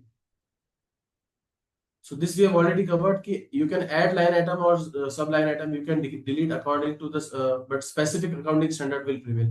And these balancing illustrations we have already covered. जैसे deferred tax assets, deferred tax liabilities जो है वो सिर्फ मैं कहूंगा लार्ज एंटिटीज के लिए एप्लीकेबल है, स्मॉल एंटिटीज के लिए, एमएसएमई एंटिटीज जो मैं आगे बताऊंगा उसके लिए एप्लीकेबल नहीं है। तो आप इसको इग्नोर कर सकते हो, हटा सकते हो, because it will not create any value to the stakeholder, rather it will only be excessive information रहेगी, और इसको बैलेंसिंग करके अपन हटा सकते हैं। सो अब एक क्वेश्चन मेरा निखिल जी ये है, आप सबसे भी ये है कि मैं ये चीजें पढ़ रहा हूँ, लेकिन मेरी ऑर्गेनाइजेशन कितनी छोटी है, कितनी बड़ी है, अकॉर्डिंगली मेरे पे कितनी सारी चीजें लागू हो जाएगी। अकाउंटिंग स्टैंडर्ड्स हमको बहुत कितने क्रिस्पली फॉलो करने हैं, कितनी माइन्यूटली कोई चीजों को देखना है, उसको मैं कैसे दिखाऊं। सो अकाउंटिंग स्टैंडर्ड और नॉन कॉर्पोरेट एंटिटी का क्लासिफिकेशन के बारे में कुछ आप थोड़ा लाइट थ्रो करें। सो भानु जी, यू हैव राइटली सेड कि काफी सारी कॉम्प्लायंसेस है नॉन कॉर्पोरेट एंटिटीज के गाइडेंस नोट का फॉर्मेट फॉलो करना, उसके बाद अकाउंटिंग स्टैंडर्ड्स की एप्लीकेबिलिटी फॉलो करना। तो इंस्टीट्यूट का एक तय इसमें क्राइटेरिया है कि नॉन कंपनी एंटिटीज को 2 पार्ट्स में डिवाइड किया है उन्होंने। सो पहले लेवल 1, लेवल 2, लेवल 3, लेवल 4 हुआ करती थी। अभी इंस्टीट्यूट बोलता है कि so there can be 2 types of entities, MSMEs and large entities. So large entities are all entities जो MSME नहीं है। MSME क्या हुई? Medium small and micro enterprises, micro small and medium enterprises को MSME बोला जाता है। सो इसकी एक लिमिट है। सो भानु जी आप लिमिट एक बार डिफाइन करना चाहेंगे? सो इसमें बेसिकली निखिल जी ने जैसे कि बताया कि अब लेवल 1, 2, 3, 4 ये रट्टा मारने की कोई जरूरत नहीं है, सिंपल रख लो। 2 तरह की एंटिटी है, या तो लार्ज है या MSME है। और लार्ज वो है जो MSME नहीं है, तो एक तो बहुत इजी हो गया कि भाई लार्ज वो है जो MSME नहीं, तो ये लार्ज वाली चीजों को तो याद करने का ऐसा जरूरत ही नहीं पड़ेगा। अब MSME कौन है? Medium small and micro enterprises. ये कई बार लोगों के मुंह में ना उल्टी लाइन बोलने में आ जाती है, वो माइक्रो स्मॉल एंड मीडियम बोलते हैं, जबकि बोलना चाहिए मीडियम स्मॉल एंड माइक्रो। क्योंकि अपन हाई टू लो चल रहे हैं। सो मीडियम एंटरप्राइजेस वो है जिसका टर्नओवर 50 करोड़ से ज्यादा है लेकिन 250 करोड़ से कम है, और उसका जो बोरोइंग है वो 10 करोड़ से ज्यादा है लेकिन 50 करोड़ से कम है। सिमिलरली इसी से जस्ट जहां पे लेग छूट रहा है वहां पे पिछला वाला लेग पकड़ लेंगे कि स्मॉल एंटिटीज कौन है जिसका 10 करोड़ से ज्यादा टर्नओवर लेकिन 50 करोड़ से कम, और बोरोइंग 2 करोड़ से ज्यादा लेकिन 10 करोड़ से कम। सिमिलरली माइक्रो में 10 से कम और इसमें 2 से कम। पर आप सबसे मेरा एक क्वेश्चन है, और निखिल जी आपसे भी एक क्वेश्चन है, आप मुझे बताएं कि अगर मैं ये कंडीशंस के बीच में, टर्नओवर और बोरोइंग के कंडीशंस के बीच में क्या एंड है या और है, क्या एक कंडीशन टर्नओवर की फुलफिल कर दूं और बोरोइंग की फुलफिल नहीं करूं तो इस कैटेगरी में रहूंगा, या वैसे वर्सा दोनों करनी है एक करनी है? सो आपके बोलने का लॉजिक तो ये हुआ कि मुझे अगर माइक्रो एंटिटी में शामिल होना है तो जस्ट बोरोइंग ही मेरे को 2 करोड़ से नीचे रखनी है, जबकि मेरा टर्नओवर 1,000 करोड़ हो सकता है। अगर और होगा तो टर्नओवर मेरा चाहे 1,000 करोड़ हो, बट मैं एक कंडीशन फुलफिल कर रहा हूँ बोरोइंग्स की लेस देन 2 करोड़, तो मैं स्मॉल एंटरप्राइजेस हो गया। तो मुझे कुछ सही साउंड नहीं कर रहा है। आप लोग भी अगर लॉजिकली सोचेंगे ना तो जीवन में कभी इसका रट्टा नहीं मारना पड़ेगा, क्योंकि ये चीज आपका इनकम टैक्स में भी एमएसएमई की कुछ अलग थ्रेशोल्ड के साथ में आता है और यहाँ पे भी आता है। या कभी भी और एंड के बारे में आपका कंफ्यूजन है तो आप हमेशा ये सोचो कि लॉ का इंटेंशन क्या होगा या लॉ मेकर का इंटेंशन क्या होगा। जितने हल्के कैटेगरी में आप रहते हो उतना ज्यादा सरकार आपको रिलैक्सेशन देती है, और जितने आप बड़े बनते जाते हो उतना ज्यादा सरकार आपको जकड़ना चाहती है, कॉम्प्लिकेशंस में डालना चाहती है, ताकि ज्यादा से ज्यादा ट्रांसपेरेंसी रहे और आप कहीं पे भी कुछ मिसचिफ कर रहे हो तो आपको पकड़ लिया जाए। तो एक एग्जांपल देता हूँ कि जैसे मैं एक अपनी आज प्रोप्राइटरशिप खोलता हूँ और मैंने उसमें सिर्फ 1 लाख रुपए की कैपिटल डाली, लेकिन दिन दुगनी रात चौगनी मेहनत करने के बाद में मैं उस पर टर्नओवर में पहुंच गया 5 करोड़ 50 करोड़ रुपए का टर्नओवर मैंने क्रॉस कर लिया, या सर समझो 70 करोड़ का टर्नओवर मैंने पार कर लिया। तो मैं हमेशा ये बोलूंगा कि सरकार मैं तो 1 लाख की कैपिटल या 1 लाख की बोरोइंग पे बैठा हूं, मैंने तो 1 लाख का ही उधार लिया है, टर्नओवर मेरा ज्यादा पहुंच गया तो क्या हो, मेरे को तो सर आप माइक्रो का बेनिफिट दो। तो गवर्नमेंट ने बोला कि सर अगर ऐसा बेनिफिट देने लग जाएंगे तो लोग 1 लाख रुपए बोरो कर करके 1,000 करोड़ का भी टर्नओवर कर लेंगे और सारे के सारे बेनिफिट्स वो एंजॉय करके चले जाएंगे जो एक्चुअली में हमें ऐसे छोटे व्यापारियों को देना है ताकि उन लोगों का भी रोजगार चलते रहे। तो गवर्नमेंट का इंटेंशन साफ है, वो उनको बेनिफिट देना चाहती है जो ग्रो कर रहे हैं और नीचे हैं। जैसे ही कोई सी भी एक पर्टिकुलर चीज में आप ऊपर वाले स्लैब में आ जाते हो तो आपकी कैटेगरी ऊपर शिफ्ट हो जाती है। तो इस केस में अगर मेरा 70 करोड़ का टर्नओवर है तो मैं मीडियम मीडियम वाले कैटेगरी में आ जाऊंगा, भले ही मेरा बोरोइंग 1 करोड़ ही 1 लाख ही क्यों नहीं हो। तो this condition Nikhil ji has to be followed in conjunction. दोनों चीजें फॉलो करोगे तो आप उसी कैटेगरी में रहोगे। जैसे ही आपने एक भी कैटेगरी को ब्रीच किया तो अगर आप ऊपर चले गए तो ऊपर वाली कैटेगरी में आ जाओगे। Correct. So it is and है और नहीं है, And, दोनों कंडीशंस फॉलो होनी चाहिए। अगर तो ठीक है। तो आप लोग जब आगे इंटरप्रिटेशन ऑफ स्टैट्यूट करके एक चैप्टर आएगा आपके लॉ में, अगर आता भी है कोर्स में तो पता नहीं, लेकिन आप देखेंगे कि आप हमेशा ये चीज सोचे कि what common sense says and what law maker would have intended by enforcing this particular law. Does he really intend to benefit micro enterprises or does he intend to benefit large enterprises? Just 1 crore की borrowing करके 50-60 करोड़ का turnover कर लो तो भी benefit लेकर के चले जाओ, तो आपके सारे सवालों का जवाब लॉजिकली मिल जाएगा और कभी भी मगअप नहीं करना पड़ेगा। अब एक सवाल निखिल जी मेरा ऑडियंस से और आपसे ये है कि अब ये जो चीजें मेरे को देखनी है कि मैं कौन से पर्टिकुलर पीरियड पे देखूंगा। आज एमएसएमई में हम लोग यहाँ पे सिर्फ नॉन कॉर्पोरेट एंटिटीज को फोकस करके ही बात कर रहे हैं, ये लॉ जनरली अप्लाई नहीं होगा क्योंकि दूसरे लॉस में इसका इंटरप्रिटेशन डिफरेंट है। सो अभी इसी की बात करते हैं। सो मैं अगर आपसे पूछूं कि कौन सी पर्टिकुलर डेट पे मेरे को देखना है कि मैं इस टर्नओवर में या इस क्राइटेरिया में फॉल कर रहा हूँ कि नहीं कर रहा हूँ, मतलब मेरी कैटेगरी कैसे डिटरमाइन होगी? So I think जहाँ पे गाइडेंस नोट ने स्पेसिफाई किया है कि classification is to be done at the end of each accounting period. So मैं अगर फाइनेंशियल ईयर 24-25 की ऑडिटिंग एंड एश्योरेंस सर्विसेज दे रहा हूँ तो आई हैव टू एंश्योर कि जो भी एंटिटी लेवल है वो डिटरमाइन हो as per the turnover and borrowings of financial year 24-25 के एंड में जो है। तो मतलब फाइनेंशियल ईयर 24-25 का मतलब है अकाउंटिंग पीरियड मार्च 24 देखूंगा कि मार्च 25 देखूंगा? मार्च 25। मार्च। सो आपको भी किसी को कंफ्यूजन हो तो ये क्लैरिटी देख लेना, क्योंकि कई जगह हम लोग लॉ में डेफिनेशंस पढ़ते हैं जिसमें प्रीसीडिंग प्रीवियस ईयर ऐसे टर्म्स को यूज किया जाता है। यहाँ पे क्लियरली बोला है at the end of each accounting period. So our accounting period ends on 24-25, so March 25 is our date. Next. Correct. अगर आप एक एमएसएमई हैं और अकाउंटिंग स्टैंडर्ड्स के एग्जाम्पशन का लाभ उठा रहे हैं, तो you will have to disclose it in the notes to accounts. So notes to accounts में आपको अपना लेवल ऑफ एमएसएमई, आप माइक्रो है, स्मॉल है, मीडियम है, क्या है, और कौन से एएस आप पे एप्लीकेबल है और कौन से एएस की एग्जाम्पशन या रिलैक्सेशन आप लोग ले रहे हैं, तो वो सब आपको डिस्क्लोज करने पड़ेंगे। बट इसमें ही मेरा एक क्वेश्चन है कि क्या एक सिचुएशन आई कि पहले तो मैं एमएसएमई में फॉल करता था और एकदम से टर्नओवर या बोरिंग्स ब्रीच होने के कारण मैं लार्ज एंटिटी बन गया, तो मुझे कंपेरेटिव्स और वो सारे रीस्टेट करने पड़ेंगे पिछले साल के भी, या मैं जिस साल लार्ज बनाए उससे उसी साल में मेरे को एएस फॉलो करना है? तो व्हाट डू यू थिंक, मुझे दोनों साल में, पिछले साल में भी रीस्टेट करना पड़ेगा या सिर्फ इसी साल में रीस्टेट करना पड़ेगा? ओके, सो इन्होंने जो क्वेश्चन पूछा वो मैं ये समझ पा रहा हूँ कि एक तो एमएसएमई को कुछ रिलैक्सेशंस हैं, यानी कि अगर मैं एमएसएमई में हूं तो मुझे कुछ अकाउंटिंग स्टैंडर्ड्स से रिलैक्सेशन सरकार दे रही है। तभी हम ये सारी चर्चा कर रहे हैं कि एमएसएमई है कि नहीं है। नहीं है। अगर दोनों में ही कोई फर्क ही नहीं होता तो हम तो चर्चा ही नहीं करते। तो सबसे पहले तो स्टूडेंट्स ये समझे कि हम ये जो एमएसएमई का इतना ज्यादा झगड़ा कर रहे हैं उसलिए इसलिए कर रहे हैं कि जितनी ज्यादा छोटी एंटिटी होगी उतने ज्यादा एग्जाम्पशंस मिलेंगे अकाउंटिंग स्टैंडर्ड से, उतने ज्यादा एग्जाम्पशंस और रिलैक्सेशन मिलेंगी रिपोर्टिंग से। सो अब हर एक जना ये ट्राई करेगा कि मैं लीस्ट कैटेगरी में हूं ताकि मैं कम से कम कंप्लायंसेस करूं। अब निखिल जी ने मुझसे सवाल पूछा कि अगर मैं पिछले साल सपोज 10 करोड़ के टर्नओवर पे था और इस साल मेरा टर्नओवर 60 करोड़ हो गया तो मेरी कैटेगरी चेंज हो गई, या उल्टा हो गया, पिछले साल 60 करोड़ था इस बार 40 करोड़ हो गया तो मेरी कैटेगरी डाउन हो गई। तो इनका सवाल ये है कि ऐसी सिचुएशन में क्या करें। तो इसके ऊपर इन्होंने, इंस्टीट्यूट ने बड़ा क्लियरली एडिशनल एक्सप्लेनेशन दिया है कि अगर आप पहले एमएसएमई थे, अब बाद में लार्ज हो गए, यानी पहले आप छोटे व्यापारी थे, अब आप बड़े व्यापारी बन चुके हो, पहले 50 करोड़ पे थे अब आप 300 करोड़ पे पहुंच गए। मतलब ऐसा हो सकता है ना कि सेम एक ही फाइनेंशियल ईयर में आपने बहुत बढ़िया टर्नओवर अचीव कर लिया। तब ऐसी सिचुएशन में मुझे क्या करना पड़ेगा? तो ये मैंने आपकी सिंप्लिसिटी के लिए हिंदी इंग्लिश के मिक्सचर में लिखा है।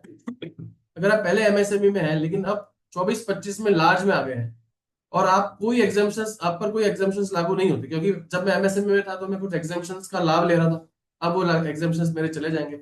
तो कंपैरेटिव्स को बदलने की जरूरत नहीं है। मतलब नॉर्मली क्या बोलता है कंपैरेटिव्स, तो ये बोलते हैं निखिल जी की भाई जो इस साल है उसी के पैरामीटर में पिछले साल का भी कर दो। लेकिन गवर्नमेंट इंस्टीट्यूट ने यहाँ पे बहुत बढ़िया रिलैक्सेशन दी है कि पिछले साल के फाइनेंशियल्स चाहे वो ऑडिटेड हो या अनऑडिटेड हो, उसमें कोई भी बदलाव करने की जरूरत नहीं है। आप पिछले साल एमएसएमई में थे तो आपने सपोज 15 तरह के अकाउंटिंग स्टैंडर्ड्स का एग्जाम्पशन लिया था, अब आप लार्ज हो गए हो तो आप कोई एमएसएमई का एग्जाम्पशन नहीं लोगे, क्योंकि मैंने यहाँ पे पहले बताया कि लार्ज एंटिटीज को सारे अकाउंटिंग स्टैंडर्ड एप्लीकेबल है और एमएसएमई को कुछ रिलैक्सेशन है। तो जब मुझको कुछ रिलैक्सेशन थे तो मैंने मार्च 24 तक तो कुछ रिलैक्सेशन ले लिए, अब मेरे को कुछ रिलैक्सेशन नहीं मिलने हैं तो मार्च 25 में मैं 25 के सारे विदाउट रिलैक्सेशन फाइनेंशियल्स बनाऊंगा, लेकिन पिछले साल के फाइनेंशियल्स को मैं बिल्कुल भी चेंज नहीं करूंगा। क्यों चेंज नहीं करूंगा? क्योंकि इंस्टीट्यूट ने यहाँ पे बोल दिया कि कंपेरेटिव्स भी हैं लेकिन आपको ये रिलैक्सेशन देते हैं कि आप कुछ भी तरह का चेंज मत करो। बस हमको ये फैक्ट डिस्क्लोज करना है नोट्स टू अकाउंट्स में कि पिछले साल में हम लोगों ने फॉलो नहीं किया है just because we were in the other than large part. Other than large. फिर इसके बाद एक अब निखिल जी इसी का उल्टा क्वेश्चन मैं आपसे पूछूंगा। आपने मुझसे पूछा कि भाई मैं लार्ज था, पहले छोटा था, बड़ा आदमी बन गया हूँ। कई बार ऐसा भी हो सकता है कि ट्रेजेक्टरी हो जाए कि इंसान लार्ज से स्मॉल में आ जाए या मीडियम में आ जाए, तो ऐसी सिचुएशन में क्या करना चाहिए हमें? सो गवर्नमेंट इस सिचुएशन में, इंस्टीट्यूट ने गाइडेंस नोट में क्लियरली मेंशन किया है अकाउंटिंग स्टैंडर्ड एप्लीकेबिलिटी केस में कि एटलीस्ट 2 साल तक अगर हम लोग लार्ज वाली लिमिट में फॉल नहीं करते हैं, माइक्रो या तो माइक्रो है, स्मॉल है या मीडियम है, कंटिन्यूस 2 साल तक अगर हम सेम कैटेगरी में फॉल करेंगे तभी हमको रिलैक्सेशन या एग्जाम्पशंस मिलेगा। नहीं तो हमको we will have to continue with all the AS applicability जब हम लार्ज में एप्लीकेबल थे हमारे ऊपर। मतलब बाई चांस अगर 1-2 करोड़ से नीचे आ जाओ तो खुश मत हो जाना कि अब तो हमें कोई रिलैक्सेशन ही रिलैक्सेशन मिल गई। 2 साल तक लगातार अगर स्मॉल कैटेगरी में रहोगे तो ये आपको ये बेनिफिट मिलेगा। सो गवर्नमेंट भी थोड़ा स्मार्ट है, इजीली आपको कंप्लायंसेस से फ्री नहीं करेगी। कुछ ऐसे बेसिक सी चीजें हैं कि अगर आप एमएसएमई हो और आप चाहते हो कि आप फिर भी एग्जाम्पशंस नहीं अवेल करना चाहते क्योंकि आपको लग रहा है कि हमारे सब चीजें कंट्रोल में है और हम और ट्रांसपेरेंसी रखना चाहते हैं for the stakeholders, for management and everyone, तो आपके पास ऑप्शन है कि आप कोई भी एग्जाम्पशंस अवेल नहीं करो। कंप्लाई तो अकाउंटिंग स्टैंडर्ड से तो वैसे भी करना है, लेकिन कोई एग्जाम्पशन आपको अवेल नहीं करनी है। एग्जाम्पशन अवेल नहीं कर रहे हो तो अकाउंटिंग स्टैंडर्ड को पूरी तरह से अप्लाई करना है। पार्शियली एग्जाम्पशंस लेना चाहते हो तो पार्शियली भी कर सकते हो, लेकिन इन सब बातों का प्रॉपरली डिस्क्लोजर दे दो कि मैंने कुछ चीजें छोड़ी हैं, कुछ चीजें वॉलंटरीली अप्लाई कर रहा हूँ। सो अभी हम लोग जो बात कर रहे हैं रिलैक्सेशन, तो क्या रिलैक्सेशन है? रिलैक्सेशन 100% एग्जेम्पशन है एमएसएमई एंटिटीज के लिए। हमको AS3, AS17, AS20, AS21, AS23, 25 और 27 हमको फॉलो नहीं करना है। सो हमारे पास एक कंपाइल्ड लिस्ट है जिसमें हम एप्लीकेबिलिटी, रिलैक्सेशंस और एग्जेम्पशंस वो बताए गए नेक्स्ट पेज पे। सो मतलब आप सब लोगों के लिए की टेक अवेज और अपने असेसीज को बताने के लिए खुशखबरी हो सकती है कि सर आप अगर इसमें आ जाते हो, एमएसएमई में हो, तो देखो कितनी कितनी सारी चीजें तो आपको देनी नहीं है और आपका भी कहीं ना कहीं बर्डन रिड्यूस होता है। सो ये एक लिस्ट बनाई गई है। लेवल 1 2 3 4 को काट के हमने large, medium, small and micro किया है। और ये एक बहुत ही सिंपल सी लिस्ट बनाई है कि कौन कौन से अकाउंटिंग स्टैंडर्ड्स कौन से कैटेगरी ऑफ एंटिटीज के ऊपर एप्लीकेबल है। जहां यस का मतलब है उनको फॉलो करना है, NA का मतलब है नहीं फॉलो करना है, DE का मतलब है डिस्क्लोजर एग्जेम्पशन है कि कुछ डिस्क्लोजर से एग्जेम्पशन है, और RE का मतलब है कि रिलैक्स क्या है, रिलैक्स एक्सप्लेनेशन। हाँ, कुछ ना कुछ रिलैक्सेशन मतलब ये दी गई है आपको। और ये एक चार्ट है, इसको रीड आउट करने का कोई अभी मतलब नहीं है ना टाइम है। इसमें तो आप ये देखें कि भाई कौन कौन सी चीजें अपने को अवेलेबल है। अब एग्जाम्पशंस जो रिलैक्स करी है ना, डिस्क्लोजर एग्जाम्पशंस का मतलब होता है कि कुछ, सपोज अगर किसी अकाउंटिंग स्टैंडर्ड में 15 क्लॉज है, तो 15 क्लॉज में से हम 3 क्लॉज में आपको माफी दे देते हैं कि 3 क्लॉज मत बताओ। जो लोग मीडियम, स्मॉल एंड माइक्रो है, तो जैसे यहाँ पे मैं बोलूं कि स्मॉल और माइक्रो को बोल दिया गया कि भाई प्रॉपर्टी, प्लांट एंड इक्विपमेंट में कुछ कुछ डिस्क्लोजर्स आपको नहीं देने हैं, अदरवाइज लार्ज और मीडियम को तो सब कुछ देना है। पर ये कौन कौन से रिलैक्स्ड डिस्क्लोजर्स हैं, ये सब चीजें पर्टिकुलर अकाउंटिंग स्टैंडर्ड में जाकर के आपको पता चलेंगी। इस गाइडेंस नोट में उसका पैरा नंबर दे दिया है, लेकिन आपको वो डिटेल में जाकर के उस रेलेवेंट अकाउंटिंग स्टैंडर्ड में जाके देखना पड़ेगी। उदाहरण स्वरूप हम लोगों ने 3 4 ऐसे निकाले हैं कि आपको गाइडिंग फोर्स मिलता है, जैसे कि सो AS10 में प्लांट, प्रॉपर्टी, इक्विपमेंट में डिस्क्लोजर एग्जम्पशन है, फुली एग्जम्प्ट नहीं है बट डिस्क्लोजर एग्जम्पशन है। तो डिस्क्लोजर, कौन सा डिस्क्लोजर एग्जम्प्ट है? And enterprise is encourage to disclose the following. Disclosure क्या देने जरूरी थे एज पर AS10? डिस्क्लोजर ये देना जरूरी था कि carrying amount of temporary idle property, जो प्रॉपर्टी, प्लांट, इक्विपमेंट काम नहीं आ रहा, उसका कैरिंग अमाउंट, उसकी कोई फुली डेप्रिशिएट हो गया PPE तो उसका कैरिंग अमाउंट उसका भी। फिर रीवैल्यू जो की गई है, कोई भी PPE रीवैल्यू किया गया है तो उसका कैरिंग अमाउंट, जो एसेट्स में कॉस्ट मॉडल के बेसिस पे क्या आ रहा है, और जो PPE हमने रिटायर कर दी, एक्टिव यूसेज नहीं आ रहा, उसका carrying amount. So this was an disclosure जो कि रिक्वायर्ड था AS10 पे। लार्ज एंटिटीज को फॉलो करना कंपलसरी है, बट MSME को AS10 फॉलो करना है, बट ये डिस्क्लोजर देना जरूरी नहीं है।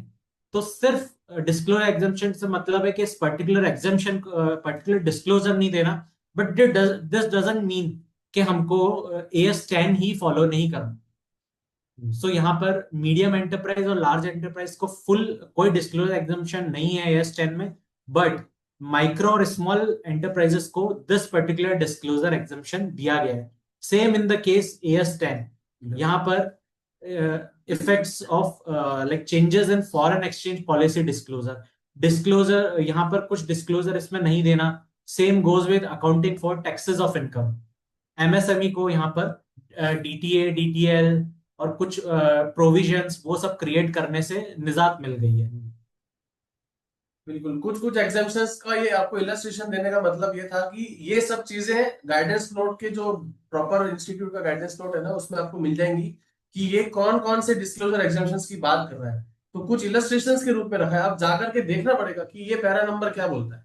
तो ये जो स्क्रीनशॉट निकाला है ना, रिस्पेक्टिव AS में जाकर के निकाला है। गाइडेंस नोट में सिर्फ पैरा नंबर लिखा है, तो आप पैरा नंबर को नोट करोगे और अकाउंटिंग स्टैंडर्ड में जाकर के देखोगे कि भाई ये पैरा कौन सा बोल रहा है।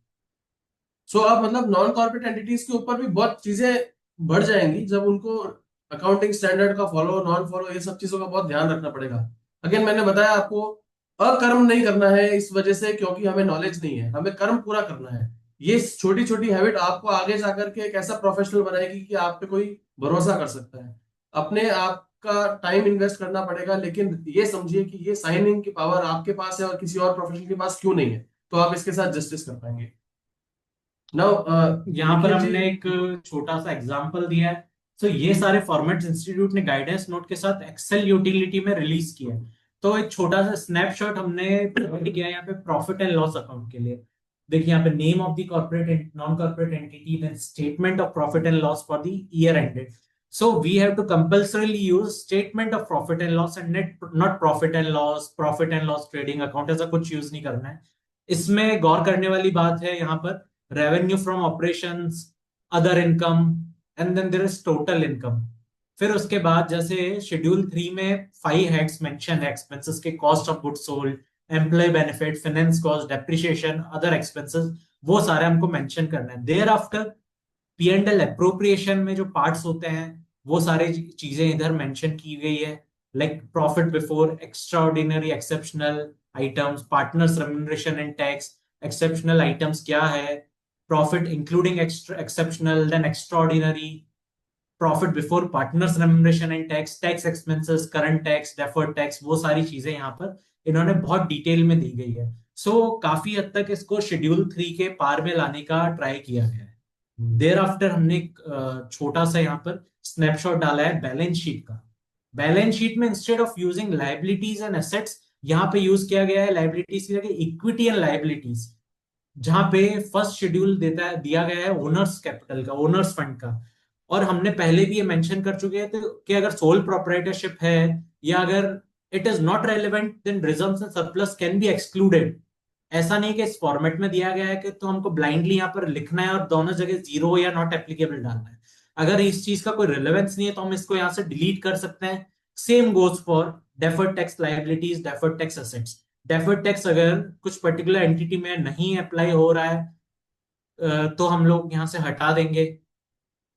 देयर आफ्टर एसेट्स आ रही है. एसेट्स में फिक्स एसेट्स की, इंटेंजिबल फिक्स एसेट्स की जगह एक टर्म यूज किया गया है, property plant and equipment, PPE, and intangible assets. So इसका शेड्यूल जो हम लोग later in the presentation discuss करेंगे, काफी इंटरेक्टिव एक्सप्लेनेटरी शेड्यूल दिया गया है. एंड हमें ऐसा लगता है कि बहुत सा मेजर एक टाइम जाएगा उस शेड्यूल को डिकोड करने में, आप लोगों को as office of CA workout करने में. देयर आफ्टर करंट एसेट्स के बारे में एक शेड्यूल दिया गया है. And non current, so first schedule assets में नॉन करंट एसेट्स का है, जिसमें सब शेड्यूल पीपी है, non current asset investment and non current assets है. And there after second schedule दिया गया करंट एसेट्स का. फिर एक बहुत ही इंटरेस्टिंग पहलू इस चीज में इंक्लूड किया गया है कि there should be a brief about the entity. Entity क्या करती है, कितने साल से कार्य में है, नेचर ऑफ बिजनेस क्या है, प्रमोटर्स के बारे में. तो there should be a brief note about this. ये हमारे फाइनेंशियल स्टेटमेंट्स का से हिस्सा है. और पार्ट सेकंड में summary of significant accounting policy, हम क्या अकाउंटिंग पॉलिसी फॉलो कर रहे हैं वो सब भी हमको यहाँ पर बैलेंस शीट के साथ ही मेंशन करना है. नोट्स टू अकाउंट्स में न जाएगा, ये बैलेंस शीट में के फेस पे ही ये सारी चीजें आएगी. सो आप देख पा रहे हैं कि कितना देखने में घबराहट हो सकती है, लेकिन ये इतनी इंफॉर्मेटिव इंफॉर्मेशन है जो लॉन्गर रन में हमें बहुत अच्छे से हेल्प करेगी कि किसी के भी फाइनेंशियल स्टेटमेंट्स को यूनिफॉर्मली कैसे रीड करें, इंटरप्रेट करें. गवर्नमेंट बेनिफिट्स को भी एक प्लेटफॉर्म मिलेगा कि कैसे कैसे किस बेसिस पे हम आगे चल करके बेनिफिट्स दें. नाउ ब्रीफ अबाउट एंटिटी, और इसके बारे में मैंने मेरे ऑफिस में निखिल जी ये चीज एक्सपीरियंस करी है कि जब मैं अपने आर्टिकल्स को कहता था कि भाई ये पर्टिकुलर ऑडिट है, सपोज उसका फर्स्ट ईयर ऑफ ऑडिट है या वो रनिंग में है, सो उनको ये चीज समझ में ही नहीं आती थी कि भाई नंबर्स के ऊपर भी कोई चीज होती है. जब तक आपको किसी असेसी का नेचर नहीं पता कि वो क्या काम कर रहा है, तब तक आप उसकी ऑडिट अच्छे से कैसे कर सकते हो. और हमें अभी तक हमारे किसी भी नॉन कॉर्पोरेट के फॉर्मेट में ये चीज इंक्लूड नहीं होती थी कि जहां हम लोग एंटिटी के बारे में कुछ ब्रीफ लिखें. तो बिना एंटिटी को समझे, वर्बली समझ के, अब मैंने मैंडेटरी कर दिया कि भाई अब इसको लिखना ही लिखना है, तो ऑब्वियसली सारे के सारे आर्टिकल्स भी पढ़ेंगे, स्टेक होल्डर्स भी पढ़ेंगे, सीधा पी&एल बैलेंस शीट में जाकर के बात नहीं करेंगे. क्योंकि मैंने अगर पी&एल में कुछ लिखा ही नहीं कि सेल ऑफ व्हाट, तो आप क्या देखोगे कि क्या चीज का सेल है. It can be sale of goods, it can be sale of property, it can be sale of services. So brief about entity is very important and a master stroke by the government. और significant accounting policy, जैसे कि आप लोग देखिए सारी चीजें applicable होती है. AS1 सब पे एप्लीकेबल होता है, लेकिन हम कहीं लिखते नहीं है, ना कहीं मेंशन करते हैं. AS2 है, AS4 है. ये बेसिक सी पॉलिसीज, इनको बार बार पढ़ने से याद भी रहेगा आपको, और आप हर एक केस में सोच पाओगे कि यार ये तो सर्विस इंडस्ट्री है, इसके ऊपर AS2 कैसे अप्लाई हो सकता है, because there is no inventory as such. यार ये तो रियल एस्टेट कंपनी है, इसके ऊपर ये वाला पर्टिकुलर अकाउंटिंग स्टैंडर्ड कैसे अप्लाई हो सकता है. सो कदम कदम पे आपको मजबूर करेगा ये फाइनेंशियल स्टेटमेंट्स कि आप सोचें कि ये अकाउंटिंग स्टैंडर्ड में डालूं या नहीं डालूं। 1 से लेकर के 30 अकाउंटिंग स्टैंडर्ड, 29 अकाउंटिंग स्टैंडर्ड तक तुम्हारा दिमाग काम करता रहेगा। सो ये बहुत अच्छी चीज है आपकी एकेडमिक नॉलेज के लिए भी। अब एक पॉइंट आता है जो मैंने पहले भी मेंशन किया गया है कि अगर कोई भी एक पर्टिकुलर एक्सपेंडिचर 1% से ज्यादा है रेवेन्यू के लिए, तो उसको आप अदर्स मिसलेनियस इन चीजों में नहीं डाल सकते, उसको नोट्स में सेपरेटली शो करना है। राइट। फिर there is cash and bank. कुछ कुछ हाइलाइट्स हम लोगों ने जो समझे आपके लिए रेलेवेंट वो चीज हाईलाइट की। जैसे कैश एंड कैश बैलेंसेस में क्या बताया गया है कि नॉर्मली अगर आपके पास कोई एफडी पड़ी है और वो स्वीप इन एफडी है जो कि 12 मंथ्स के अंदर अंदर मैच्योर होने वाली है, तो उसमें कितना 3 मंथ्स के अंदर अंदर अगर मैच्योर होने वाली है। सो बेसिकली कोई बैंक डिपॉजिट स्वीप एफडी हुआ करती थी, तो वो ट्रीट हुआ करता था at par with bank balance. Sweep in FD को हम हमेशा बैंक बैलेंस की जगह लिखते थे, हम उसको इन्वेस्टमेंट में नहीं दिखाते थे। तभी इसको इंस्टीट्यूट ने सेपरेटली इस चीज के लिए एक्सप्लेन किया गया है कि बैंक डिपॉजिट जिनकी ओरिजिनल मैच्योरिटी 3 मंथ से ज्यादा है बट अप टू 12 मंथ्स है, उसको हम अदर बैंक बैलेंसेस में शो करेंगे। हम उसको मेन स्ट्रीम बैंक बैलेंस में शो ना करके उसको अदर बैंक बैलेंसेस में शो करेंगे। So this is something brief about entity, it is already been explained. Trade payables में आप देखेंगे कि यहाँ पे एमएसएमई और अदर देन एमएसएमई का एक पॉइंट दिया गया है। अब इसमें टैक्सेशन एस्पेक्ट में अगर किसी ने काम कर रहा हो तो मैं बताऊंगा कि इनकम टैक्स में एमएसएमई का रोल और रिपोर्टिंग का क्राइटेरिया बिल्कुल अलग है, यहाँ बिल्कुल अलग है। वहां पे माइक्रो स्मॉल एंटरप्राइजेस को एक साथ रखा गया और मीडियम को अलग रखा गया है, लेकिन यहाँ पे माइक्रो स्मॉल एंड मीडियम तीनों को साथ में रखा गया है। तो जो लोग भी टैक्स में प्रैक्टिस कर रहे हैं, ढंग से देख रहे हैं, उन्हें ये पता चलेगा कि इसका रेलेवेंस क्यों है, क्यों इसको हाईलाइट किया गया है। फिर इसके बाद सिक्योर्ड लोन और एडवांसेस के बारे में फुटनोट डालना है, जिसमें हमको दिखाना है कि कितना कौन कौन सी सिक्योरिटी दी गई है।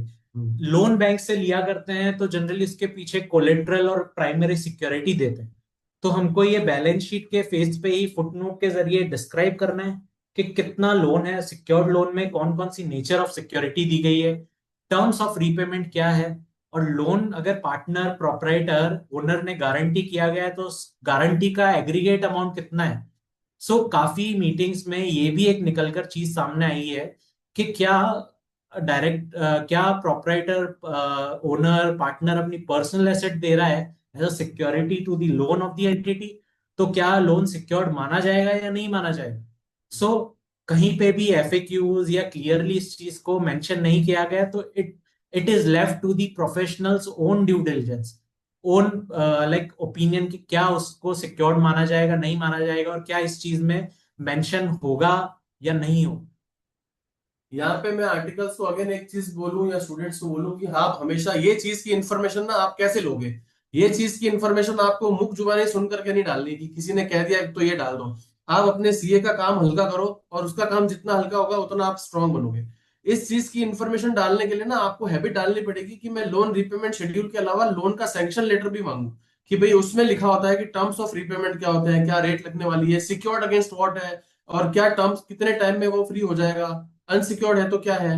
सो इस चीज का नोट डालने का सीधा सीधा पर्पस ये है कि आप उस चीज को समझने की, डॉक्यूमेंट को समझने की कोशिश करें कि बैंक्स अगर किस फाइनेंशियल स्टेटमेंट्स के बाद में अगर अग्री करती है तो उसने क्या टर्म्स बनाए हैं कि मैं इतने परसेंट से लोन दूंगी, इतने टाइम के लिए लोन दूंगी, मैं इस एसेट्स को सिक्योर कर रही हूँ, कोलेटरल कर रही हूँ, ज्वाइंट कर रही हूँ, नॉन ज्वाइंट कर रही हूँ। ये सब इंफॉर्मेशन को पढ़ने की जब आपकी आदत आ जाएगी तो पी&एल बैलेंस शीट तो वैसे भी आपने अभी तक 12th क्लास से पढ़ते आ रहे हैं, अब आप कुछ नया ट्राई करिए और आपको समझ में आएगा कि कैसे डॉक्यूमेंट्स को रीड किया जाता है, which are other than financial documents but very much relevant from the perspective of preparing these financial statements. So Bhanu ji ने इसमें बहुत एक इंटरेस्टिंग चीज हाईलाइट की गई है, ये है कि आपको सैंक्शन लेटर मांगना चाहिए।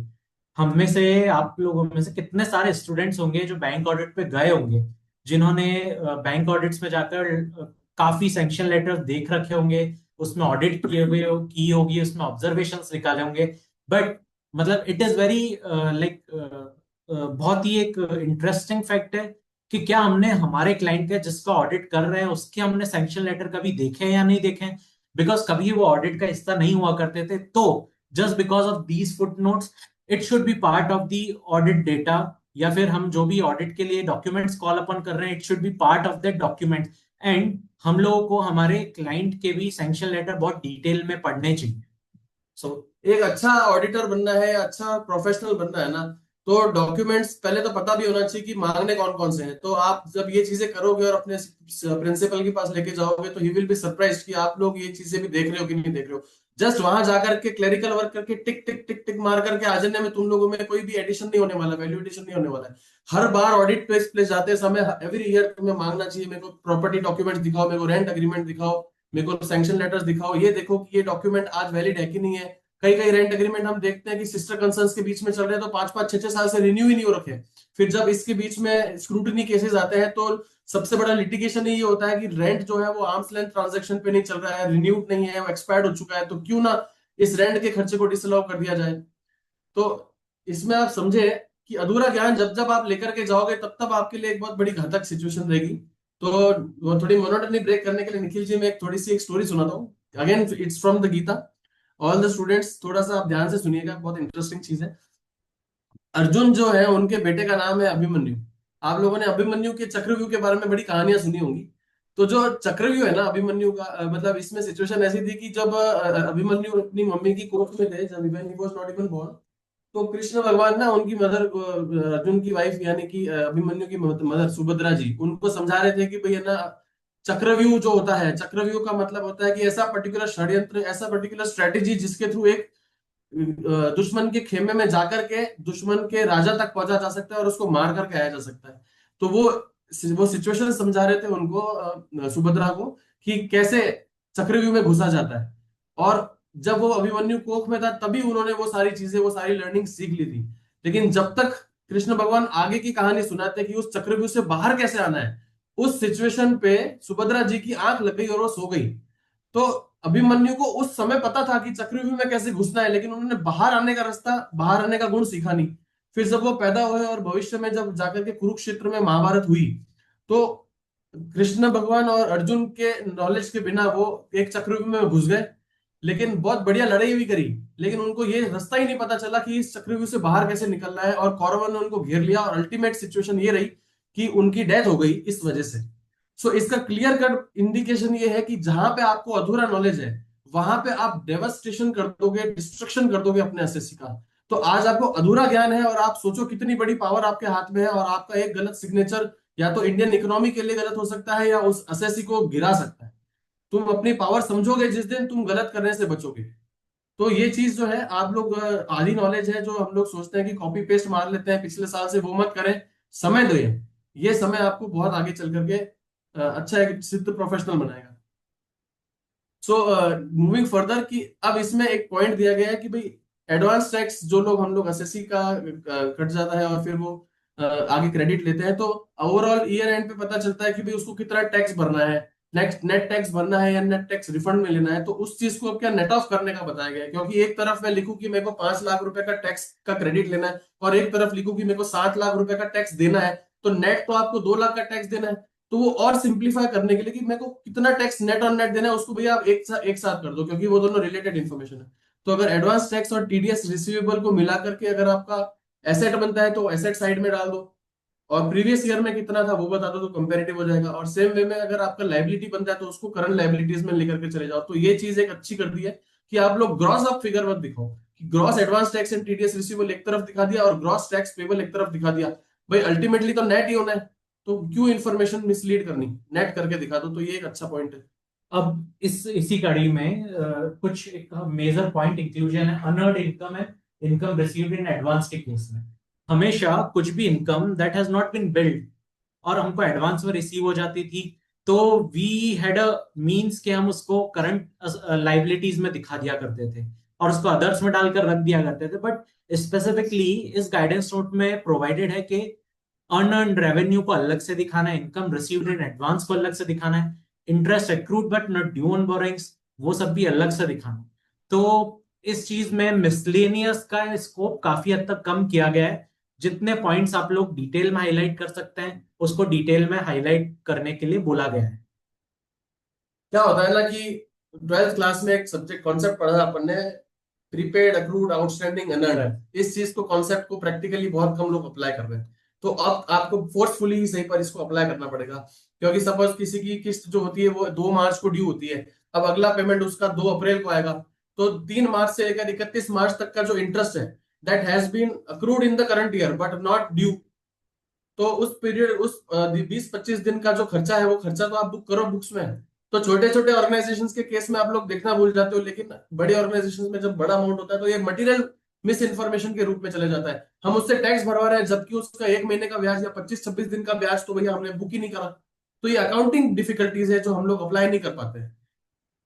तो मूविंग फर्दर, ऑडिटर के रिगार्डिंग जो रिमार्क है कि अब अगर ऑडिटर को भी बताओ कि भैया आप ऑडिटर को क्या क्या दे रहे हो, तो उसको in the form of audit fees दे रहे हो या in the form of others दे रहे हो, उस चीज का आपको थोड़ा सा इलेबोरेट वे में बताना है, क्योंकि इंस्टीट्यूट है भैया हमारा भी सोचेगी कि हमें पैसा बराबर मिल रहा है कि नहीं मिल रहा है। सो एक ऑडिटर ऑडिट फीस के साथ साथ लिटिगेशन के एक्सपेंसेस भी चार्ज कर सकता है, अपील के भी एक्सपेंसेस चार्ज करता है। सो इंस्टीट्यूट का इसमें मोटिव यही है कि वो बताए कि ऑडिटर से क्या क्या सर्विसेज असेसी ले रहा है।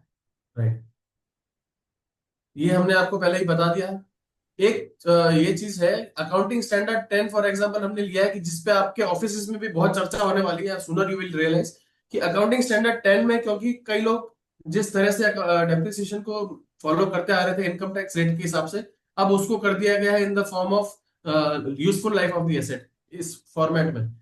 हालांकि अकाउंटिंग स्टैंडर्ड शुरू से ये बोलता था कि यूजफुल लाइफ के हिसाब से चलो, लेकिन बहुत कम लोग इसको फॉलो कर पाते थे क्योंकि वो डेटा एक्यूमुलेट करना अपने आप में बहुत लेंथी चीज हुआ करती थी। बट अब तो ये करना ही है। सो यहाँ पे एक बेसिक इलस्ट्रेशन के फॉर्मेट में किया है कि अकाउंटिंग स्टैंडर्ड फुल्ली ना फॉलो करने की वजह से क्या डेविएशन आ रहा है, उस चीज का इंपैक्ट आपको बताना है। ये एक इलस्ट्रेटिव फॉर्मेट, इलस्ट्रेटिव डिस्क्लोजर है। You also have to take the doubt. So ये मैं रीड आउट नहीं करूंगा। और साथ ही साथ में अगर आप उसका इंपैक्ट नहीं बता पा रहे हो तो भी आप लिख सकते हो कि भाई मैं उसका इंपैक्ट बताने में असमर्थ हूँ। Where financial impact is not determinable, ये एक इलस्ट्रेटिव फॉर्मेट आप लिख सकते हो। Where financial impact is determinable, तो आप ये बता सकते हो। तो मेरा तो ये भी मानना है कि अगर आप फाइनेंशियल इंपैक्ट बता ही सकते हो तो भी कैलकुलेट करके इनकॉर्पोरेट ही कर दो। बट एक इलस्ट्रेशन है, आप इसको कैसे फॉरवर्ड करते हैं it is on your own professional judgement. Correct. So we have one question from Akash Kumar. How can we differentiate unearned revenue and income received in advance? So basically unearned revenue is something जो कि that has not been built और जो कि particular debtor और particular vendor was not liable to pay to us. So वो हुआ unearned revenue। या फिर ये that is highly relevant in the case of real estate transactions। And income received in advance is something कि जो usual course में हमारा transaction होता है उस पर्टिकुलर लाइक वेंडर के साथ, और उसने कुछ हमको एडवांस में या जनरल ट्रेड पार्लेंस में ऑर्डर के साथ साथ ही हमको कुछ एडवांस मनी भी दे दी है। अनअर्न्ड रेवेन्यू इज कि हमारा कोई रिलेवेंस नहीं है, ना ऑर्डर प्लेस किया है वेंडर ने, जबकि इनकम रिसीव्ड इन एडवांस में उसने ऑर्डर प्लेस किया गया है और जनरल ट्रेड पार्लेंस यही बोलता है ऑर्डर बुक के साथ ही 10% या 20% हमको एडवांस रिसीव होना चाहिए। सो दैट्स द डिफरेंस आकाश। और किसी तरह की क्वेरीज? बिकॉज ये बहुत ही एक गौर करने वाली बात है कि अब तक हम बहुत सालों से अपने ऑफिसेज में जिस तरह की लाइक फाइनेंशियल स्टेटमेंट्स प्रिपेयर करते आ रहे थे, फाइनल करते थे, ऑडिट में 3CD में भरते थे, अब उससे बहुत ज्यादा एक चेंज हुआ है, उससे बहुत ज्यादा डिटेल इंफॉर्मेशन मांगी है हर शेड्यूल में। तो किसी तरह की क्वेरीज आप लोगों की हमारे लिए कुछ, we can help you out on any part? Is accounting charges the admin expenses? So देखो इसमें क्या होता है कि आप अगेन एक चीज देखें कि क्या ये खर्चा आपका मटेरियल अमाउंट दिख रहा है, आपको 1% से ज्यादा दिख रहा है, और अगर इसका अमाउंट एकदम कम है तो आप इसका सेपरेट लाइन आइटम ना भी क्रिएट करें और एडमिन में डालें तो वो चल सकता है। अगेन आपके पास में एग्जॉस्टिव लिस्ट तो है ही है, इसके बाद में कहीं रेस्ट्रिक्शन नहीं है कि आप एक तो लाइन आइटम और ऐड नहीं कर सकते। You have all the liberty to add the line item, but जो दिखाया गया है, जो बताया गया है, उससे तो आप बिल्कुल भी डेविएट नहीं होंगे। So it is on your own judgement कि आपको कौन से एक्सपेंसेस को मटेरियली दिखाना है, कौन से एक्सपेंसेस को नहीं दिखाना है। मतलब आप फैब्रिकेट नहीं कर सकते। मोर और लेस इन्होंने काफी चीजों को इसमें कवर कर लिया है। I will just go through you to the Excel part. एक बार एक्सेल खोलना। उसमें एनेक्सर्स के साथ में कुछ डिटेल्स है। एक्सेल से पहले मेरा एक इसमें ओपिनियन है कि जनरली एम्प्लॉय बेनिफिट एक्सपेंस में उन्हीं चीजों को दिखाया जाता है जो कि हमारे पास कंपनी के पास ऑन रोल हो, एसएससी के ऑन रोल हो। बिकॉज क्या होता है, कई बार जब पीएफ ईएसआई ऑडिट्स आती है तो हमेशा एम्प्लॉय बेनिफिट एक्सपेंसेस में क्या क्या बुक किया गया होता है तो वो देखती है। सो इफ अकाउंटिंग एक्सपेंसेस आपके एम्प्लॉय को पे करा हुआ नहीं है, कोई कंसल्टेंट या कोई पार्ट टाइम अकाउंटेंट को पे किया हुआ है, तो वो एडमिन में आना चाहिए instead of employ benefits, right? Because ये पैरिटी नहीं मेंटेन करेगा ईएसआई पीएफ के लाइक शेड्यूल से। अभी भानु जी ने जैसा एक डिमांड किया है, हम लोग एक फॉर्मेट आपको बताता हूँ मैं।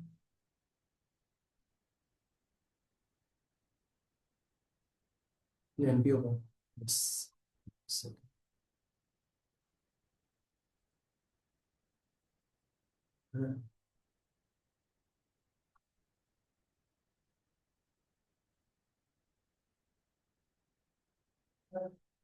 आप देख सकते हैं कि ये एक्सेल फॉर्मेट है।